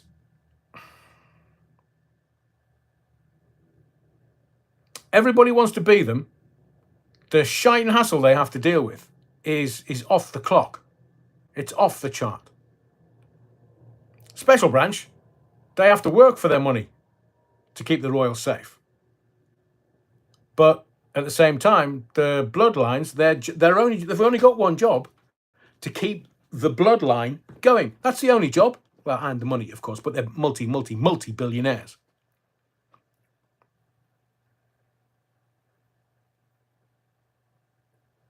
So that's a little aside about the royals. So I would suggest quite reasonably that Trump won't be doing Starmer's tossers, for want of a better word, any favours, as it was only a few weeks back that the party's head of operations called publicly on volunteers to fly to the US and campaign for camel toe. Trump even complained to the Federal Election Commission, accusing Labour, that'll be Starmer, and these jackbooted idiots. Trump even complained to the Federal Election Commission, accusing Labour, and the buck stops at Starmer, because they've not got a 1922 committee, but they've got a committee of sorts, but they're all communists, Marxists. Accusing Labour of foreign interference and naming 2 aides whilst he's dumping Lammy, because that's got to come. That has to come. He might as well sack those aides, and almost certainly Starmer will claim the campaign to help Camel Toe didn't cross his desk, i.e. Fabian Society or Savile. He always claims that Savile's file never went across his desk. My hairy backside. So if you look at why America voted the way that they did, Camel Toe, when she was asked about policies, all she did was cackle. And the Americans are not that stupid. They're not bright, but they're not that stupid. They all think they're John Wayne. So the Americans knew that there was nothing on policies, immigration, inflation, failed to address the concerns of millions of Americans. They were being squeezed and they were feeling the pain. And that's why the Americans went, whoa, hang on a second. You're not telling us what you're going to do, but the old orange man is, and you want us to vote for you? So the real voters, not the ones asked in the polls, because, you know, when they were compiling the polls, it would be, are you going to vote in the election? Yeah. Who are you going to vote for? Anybody voting for Trump was being called out, was being hectored and harassed. And they obviously went, Harris. I'll vote for Camel Toe. Yeah, her. Oh, lovely. So that's why it was close, because the Americans were lying. They didn't want to tell the truth, because if they told the truth and said they were going to vote Trump, they were going to get it in the neck.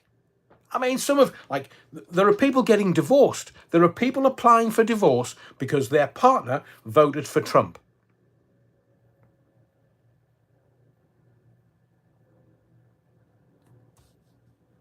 As I've said with Ken Livingstone, if voting changed anything, they'd abolish it. Title of his book, I think. So we had an opportunity because at our general election this year, we knew that politics, the political elite, and the state are corrupt. We know that they're corrupt. And America knew, because Trump had told them by varying codes, he told them that he was going to get rid of the 3-letter agencies because they are corrupt. He was going to do away with loads of stuff because it's corrupt. And the American people were sitting there watching all of this. Now, some of them are brainwashed, obviously, because they believe what they believe in the mainstream media. But the voters that think the state is corrupt and wielded too much power over the man and woman in the street, they knew it was in favour of the rich and the powerful. So what is the only thing that they have at their disposal that will give them an opportunity to stick it up at? Ask Willie Brown. So the Americans were thinking, okay, so what are you going to do for our children? You know what I think of Hollywood and P. Diddy. What are you going to do for our children? The border, drain the swamp, get the corruption. How can there be multi-millionaires in the House or Congress when they didn't go into the House or Congress as multi-millionaires? Nancy Pelosi, multi-millionaire. How the American people elected her, I'll never know. But they knew that the Donald knew something. Martin says, is Kamala going to do Dancing on Ice? No, I think it's Dancing with the Stars in America. Oh, no, that's Strictly, isn't it?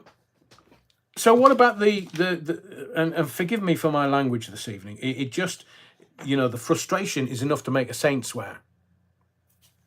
Lottie's in the body of the Kirk. Evening, Lottie. Yeah, wrong. The man and woman on the street in America at least had a hint that Donald Trump was going to do something. He was saying to them, I'm going to do something with the taxes. I'm going to make America great again. I'm going to make it prosperous. He said all of this, and they believed him. That's why they voted for him, because on the one hand, they had Camel Toe, who just cackled and didn't say anything and just went, Trump, Trump, Trump. Whenever they asked her, what's your policies? Trump. She just thought she was going to breeze into the presidency because she'd been told that by somebody. Barry Soto. So what about the rich Hollywood fuckwits? Technical term. So we're getting the Epstein list. When are we getting the Diddy list? Lady Gaga, Oprah, Jay-Z, Beyonce, DiCaprio, Eminem, Swift. They're all in the papers every day. Beyonce, since her and her husband were outed last week, she's had a different fashion show in the daily newspapers every single day. And I look at it and I go, I know what you're trying to do. I mean, so there's all those trying to get everybody to vote for Camel Toe, and they'd worked it out. Trump, he had Dr. Phil and Hulk Hogan. And they still voted for him. He still won. They had all the major stars coming out for Camel Toe, and he had Dr. Phil and Hulk Hogan and Dana White. And Dana White, it was at Mar-a-Lago. Same time. So I would say the polls, oh, how they got it wrong. And Mateless, somebody said, oh, she's doing sterling work across all the platforms. My post on X about Mateless getting her arse handed back to her has gone viral. It's had, I don't know, nearly over 325,000 views today in the last 8 hours. Because people are laughing at her. She had this reputation as a real hard-nosed Newsnight interviewer, and she interviewed Prince Andrew. And then, wow, 400,000 views for this one video on X. She had a reputation that she won awards for the Andrew interview, and what did Princess Twinkle Toes or something?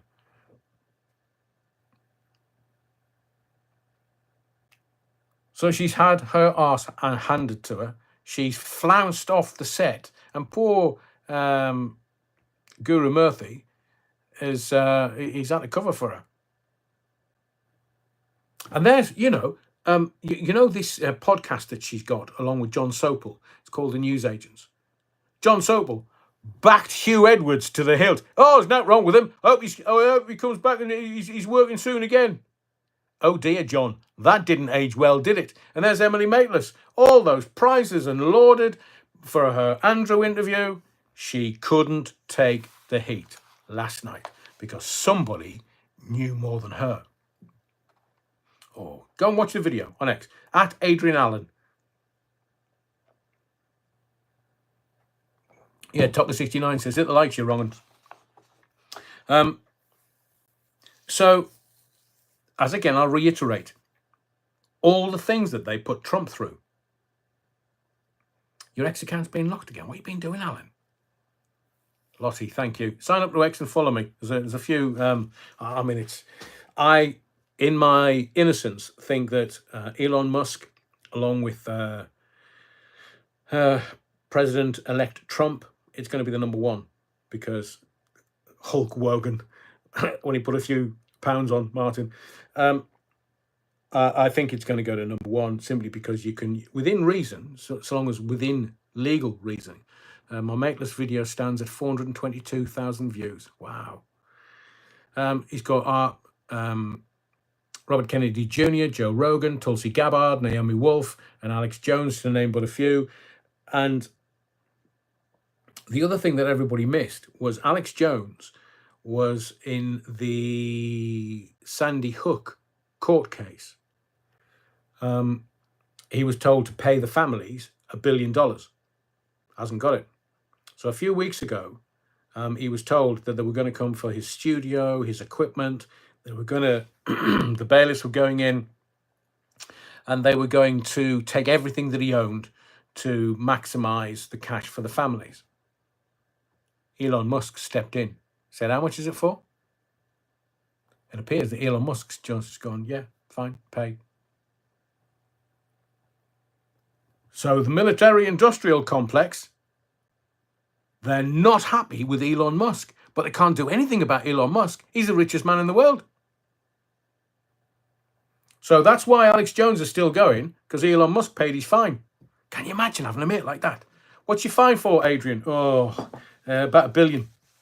Whether the case was right or wrong, that's immaterial. The output was that he had a fine to pay. And Elon, yeah, all right, I'll take care of it.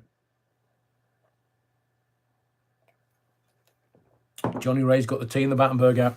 Must need his blood sugars improving. So, because of what happened in this country and what's happening across Europe, if you look at the farmers, it's another indicator. Do you trust Musk? I don't trust anybody. There's a dark side to the Donald, a revenge side to the Donald. He's going to take that. Musk, I think if you look at integrity and priorities and principles, then he's more principled, simply because he's got so much money he can't spend it. He loves rockets, loves them. There was one of his ex-girlfriends, possibly his first wife. She said, he seduced me by saying, do you want to come back to mine and look at some rockets? Was it pink with a purple helmet, Elon? And they went back to his, and he genuinely started showing her videos of rockets. So he's living his best life with all the kids. He's his own one-man breeding machine.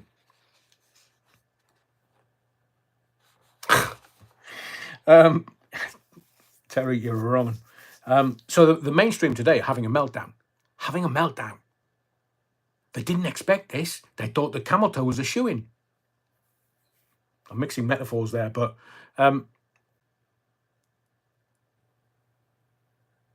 they don't know. The left doesn't know why everybody voted for Trump. They can't work it out. Now, the last president to do this, kind of President 45 and 47, the last president to do one term, not do another, and then do it. Oh, P.T. Ham, I know you're a cynical old tart like me. What's the catch? I know, I agree with you. But it's only in hindsight, in retrospect, that we can work all of this out. That's how the rich and powerful work. But the last president to do what Donald Trump has done is a guy called Grover Cleveland. He did one term, then got defeated at the polls for the second term, and then came back and did his second term, third term. Wow, moderator is now telling me the video on X is 430 views, 80,000 views while I've been doing this particular live. So the excuse that they're giving you, now this is going to be all over the press tomorrow. I don't know whether they will label Trump as a globalist or anti-globalist, rather. That's what they're going to do. Now, WEF, they've been going 50 years. And he knows, Trump knows, that he'll do his term. But it's all about his legacy. It's how he leaves America. He wants to go down as one of the greatest presidents ever in American history. And that'll last for hundreds and hundreds and hundreds of years. And until Barron starts knocking the kids out, he hasn't got the 3 generations yet. Mind you, some of his other kids might have kids. But what is not being said is, for this country's perspective, Nigel Farage, the most powerful politician in this country, bar none. That includes the government, because he's got the most powerful man and men and team on his side, on speed dial if he wants it. He's at Mar-a-Lago with Trump, Elon Musk, RFK. I don't know whether Joe Rogan's there. But everybody at the top of their tree. I did say it was going to be like the Sunderland. Leeds is not in the body of the Kirk this evening, so we've not mentioned the footy. But Sunderland, the football club, my city of birth, it was called the Team of All Talents. And then that gibbering idiot, Gordon Brown, said Oh, yes, the Labour Party is the team of all talents. Here, Foxtrot Oscar, mate, stop nicking it off my football club. But now you've got Trump, who literally has got everybody that's at the top of their game on his team. They're going to make America healthy again. You try telling the food industry in America they're going to make America healthy again. Big pharma shitting themselves.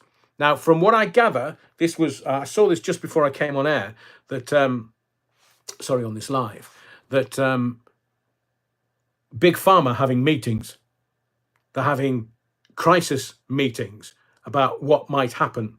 So Big Pharma, Big Food. No wonder the Americans are so ill and overweight, because healthy doesn't make you profit.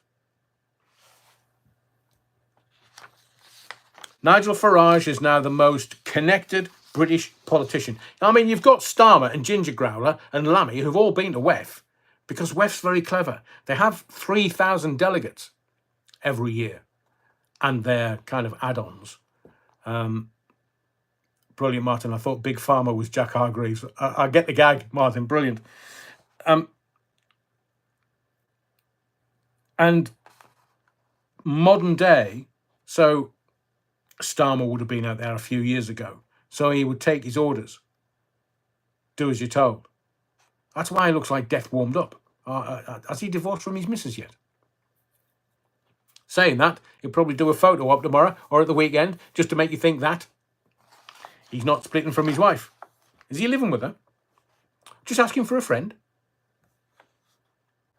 But look, Trump, his voters in the last few days were called garbage, fascists, piece of shits, anything. How? What was that one? How? I don't know. Just 2 hours every Wednesday and Sunday. Now, not only did the Donald win the popular vote, he won the electoral college also. They've won the House, the Senate, the presidency, everything. Democrats have been sleepwalking backwards into obscurity since President Poopy Pants pooped his pants. Now remember, the British general election of 2029, they're coming for us. The political elites want Farage and reform gone. When people start voting for Farage and reform at the local elections, and these very comfortable councils where the councillors are taking a shit ton of money, your money, taxpayers' money, what, you think it's going towards collect your bins? Don't be silly. So the councillors are taking all of their little add-ons. They are going to want Farage and reform gone, because people have had enough of the political elite. They've had enough of a two-party state. And even Ed Davey, remember the post office? Dead Davey. He's now saying exactly what Starmer's saying, in line with the WEF playbook. So that boy needs to remove the Liberal Democrats. What the bloody hell are they? They're a joke, in my view. But Trump, he's been shot at, lawfare, impeached twice. Camel Toe raised billions for her campaign. And what did you see from all that money that she got? Like nearly $1 billion in donations. So did you see where that $1 billion went? The worst, most limp-dicked campaign ever. It wasn't even a campaign, really. What did she do? Trouser 800 million and just spend a couple of $100 million. The deep state industrial military complex are not happy.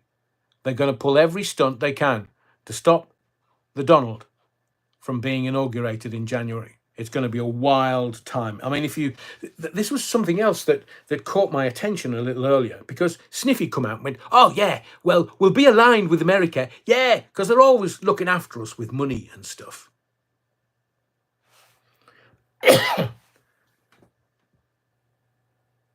Haven't Labour and the Democrats worked out that Sniffy and Ukraine are right-wing Nazis.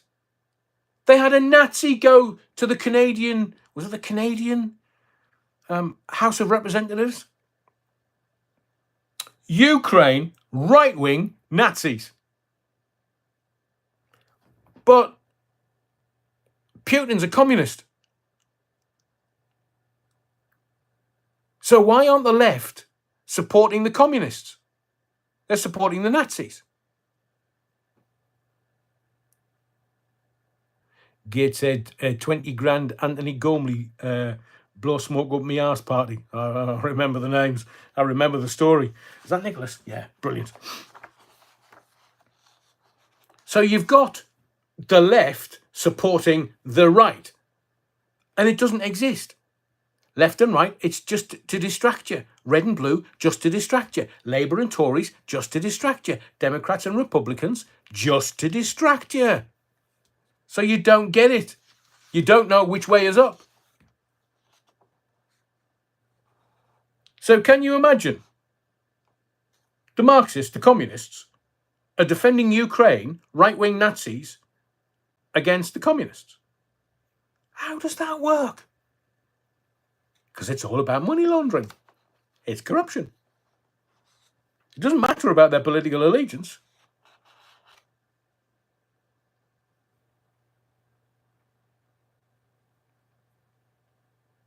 So now we have, he's a businessman, but he has integrity. Not a politician with integrity. When was the last time you saw a politician with integrity, other than Anthony Wedgwood Benn or Tony Benn? They're all at it. I mean, Starmer congratulating Donald Trump. How does that work?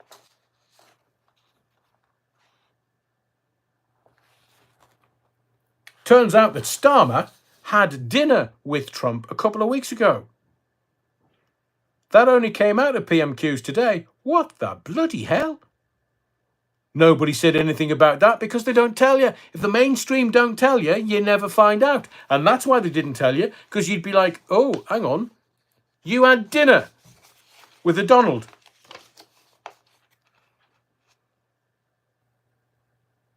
Now, I'm going to tell you this, and I have done for months, that 6 months out, the two presidential candidates get the same briefing as the president. Why? Because it's an executive handover, the most important decision-making post in American politics. They get 6 months worth of briefing before the inauguration in January, so that they're up to speed with everything. That's why. What's that, Holly? Ukraine Azov Brigade. Why have I heard that? Why have I heard that?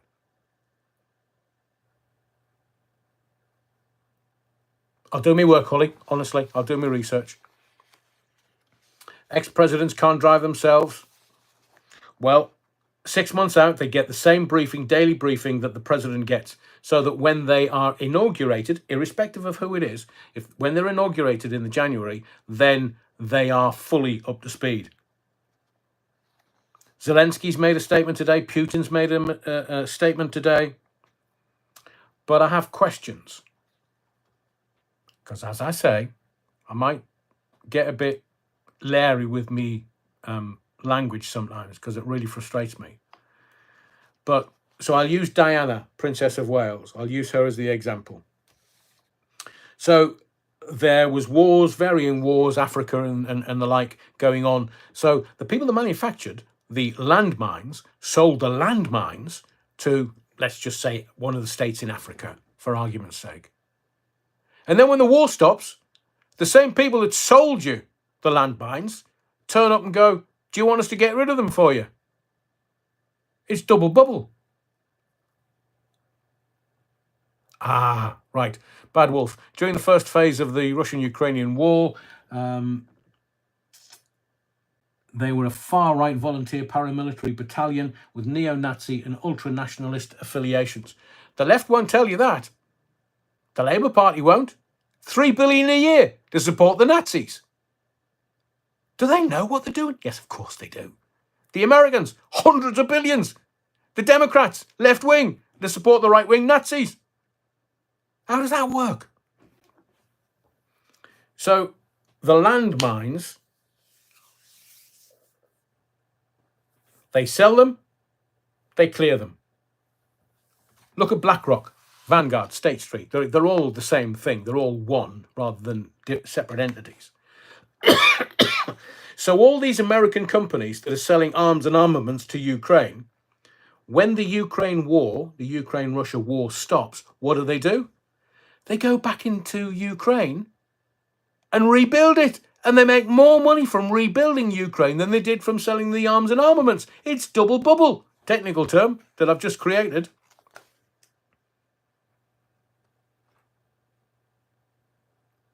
And the other thing is, if Ukraine can't pay what BlackRock, Vanguard, State Street, or Halliburton are demanding from the Ukrainian president and peoples, they take payment in land. BlackRock owns 47% of the Ukrainian land. Can you see how all this works? Bomb the shit out of them, tell them we'll help them, or you've got no money. We'll take your land. They'll take land, mineral resources, taxpayers' money. It all ends up in BlackRock's back pocket. So it wasn't necessarily the economy.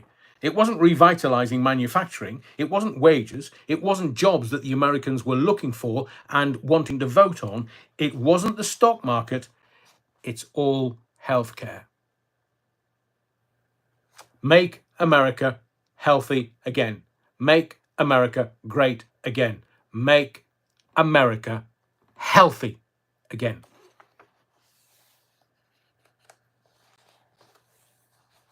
So you know what the Democrats were selling to the American people? They weren't selling them, make everyone healthy again. They were selling hate. They were selling hate and division. That's what did it for the people who voted for Donald Trump. The Democrats were saying that Trump's voters were garbage. They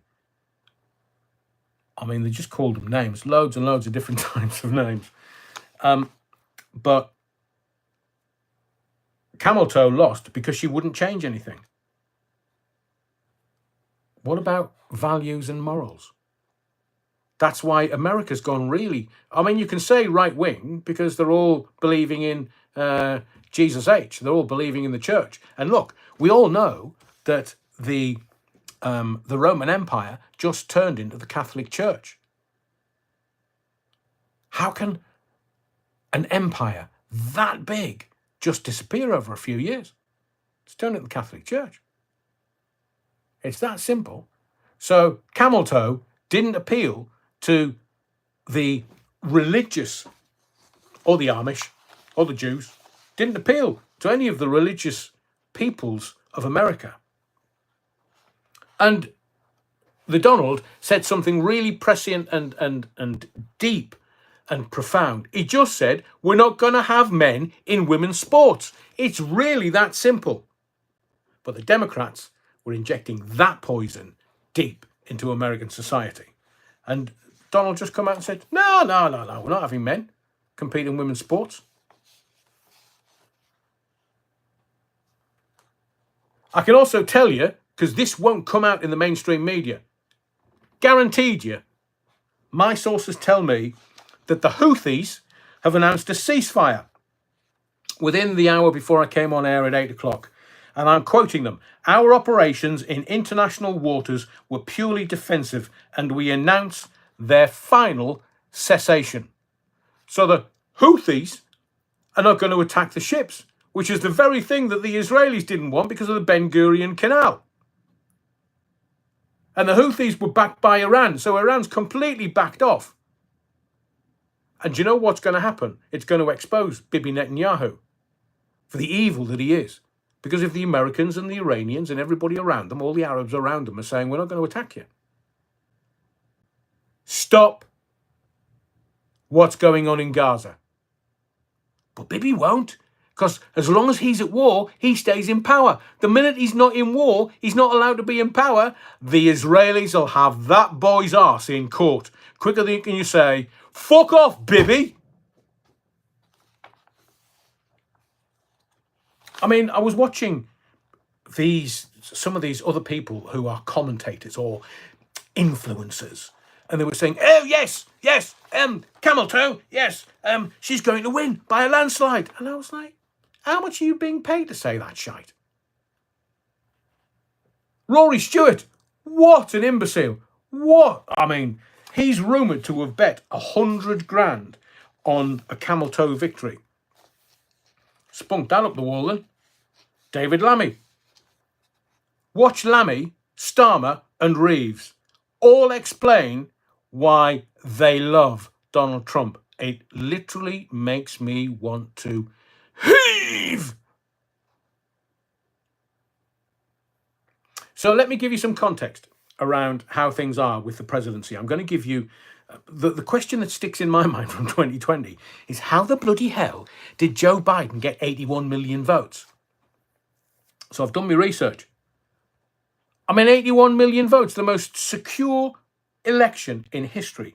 So we'll go back to 2004. You know those that panderised John Kerry, that idiot that thinks we're all going to hell in a handcart with climate change.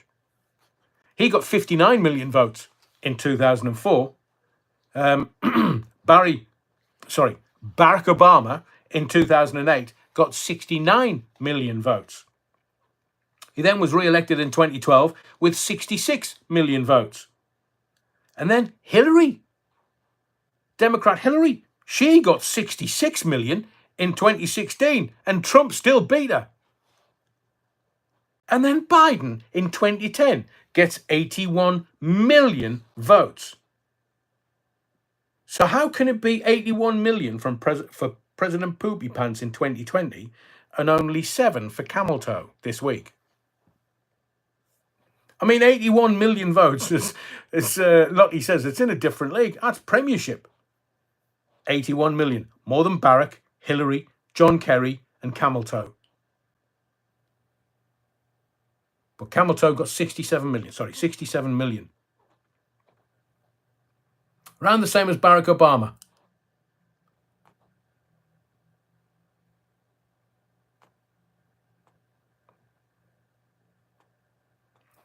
So I'm also going to give you this as value for listening to what I've been talking about this evening. Diddy's parties. Now that's Trump. We know Trump's been pictured with Epstein and he's going to release. Why would he, if he was deep in the doo-doo, why would he release the Epstein files? Because he's not deep in the doo-doo. This boy don't drink, don't smoke. What do you do, as Adamant once said. But there's been an NDA that the celebs, when they went to Diddy's parties, had to sign. And the guests were strictly forbidden from revealing anything about him or those in his inner circle. Now, the attendees at Diddy's parties had to sign a non-disclosure agreement, an NDA, that prohibits them from sharing any information about Diddy, his family, friends, business associates, or current and former partners. There was no photography or recording allowed, but there's still some videos that have come out. Maybe they're Diddy's private stuff. I've seen the topless pictures of J-Lo, and what they've done, they've doctored. So I saw the original picture with, I think it was Diddy's baby mama. It's in black and white, both topless, and they've cut her off for the subsequent pictures. But I've seen them. I can't see any more, but there are other J-Lo videos floating around. As in porn star. Oh, I can say it, it's alive, I'm not being monetized. Porn star style videos of J-Lo.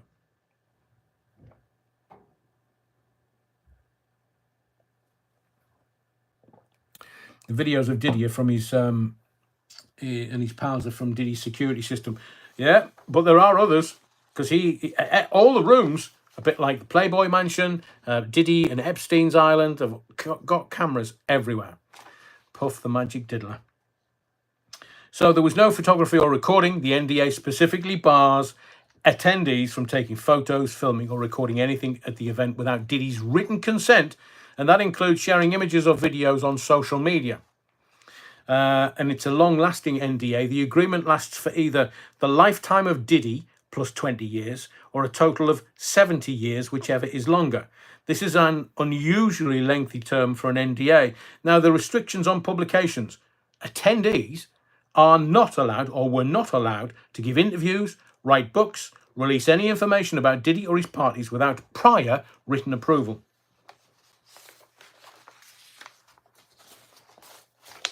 Still governed by the NDAs. They still can't talk about it. But there's pictures of J-Lo and others. There's videos of Bieber and Usher and others. And wait till Beyonce and Jay-Z get proper into the mix. I think what is going to happen is that the powerful need their supplies, whatever that may be, and they will now just move it like Epstein's island will become another island, run by somebody else, and what Diddy was doing will be done by somebody else, for the benefit of very wealthy and powerful people. We haven't had a chance to talk about school fees. We might do that on Sunday. The ban on smoking, and Lindsay Hoyle kicking off about the leaks in Parliament. So the leaks are coming out for the politicians that want to give or present statements to the House that are being leaked to the press before they can present them.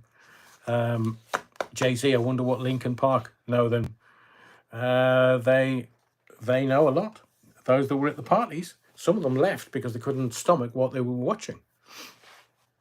Anyway.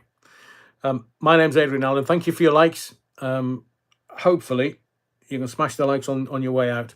Keep the body of the Kirk tidy. Yeah, wrong uns. The Choir Boys did say that you were very good last Wednesday. So much appreciated. The fact that we've done really well tonight to just chew the fat about what's going on with the Donald. And I hope you've enjoyed it. I hope you've got the value of some of the stuff that's not in the mainstream media, and that's why I do it, just to give you insight and context. Don't forget to smash the likes. Make sure that you are subscribed to the channel for more that is coming. But most of all, thank you for your indulgence. Don't forget your Battenberg and the altar wine. Yours wrongfully, Adrian Allen. Yeah, wrong. I'll see you this coming, where are we? It's Wednesday tonight, isn't it? Yeah, I'll see you this coming Sunday, if not before, with more information. 4883188. Was that T's or was that Century? Nicholas, you're wrong. 4883188. I can't remember which one it was. But thank you for everyone that's commented. I need to go. My throat's tightening up, so I need to go and have a drink or something. And I'll see you Sunday, 8 o'clock. Read all the newspapers tomorrow. There'll be little nuggets in there. That there will be more videos, I promise, Stuart. And now that X, I've got over 500 subscribers and a lot going on there. I will do stuff and just upload it. I might start and do lives on both X and YouTube. See how that goes. But thank you for everything this evening. Really appreciate it. Good night. Sleep well. Stay safe until Sunday at 8. See you later.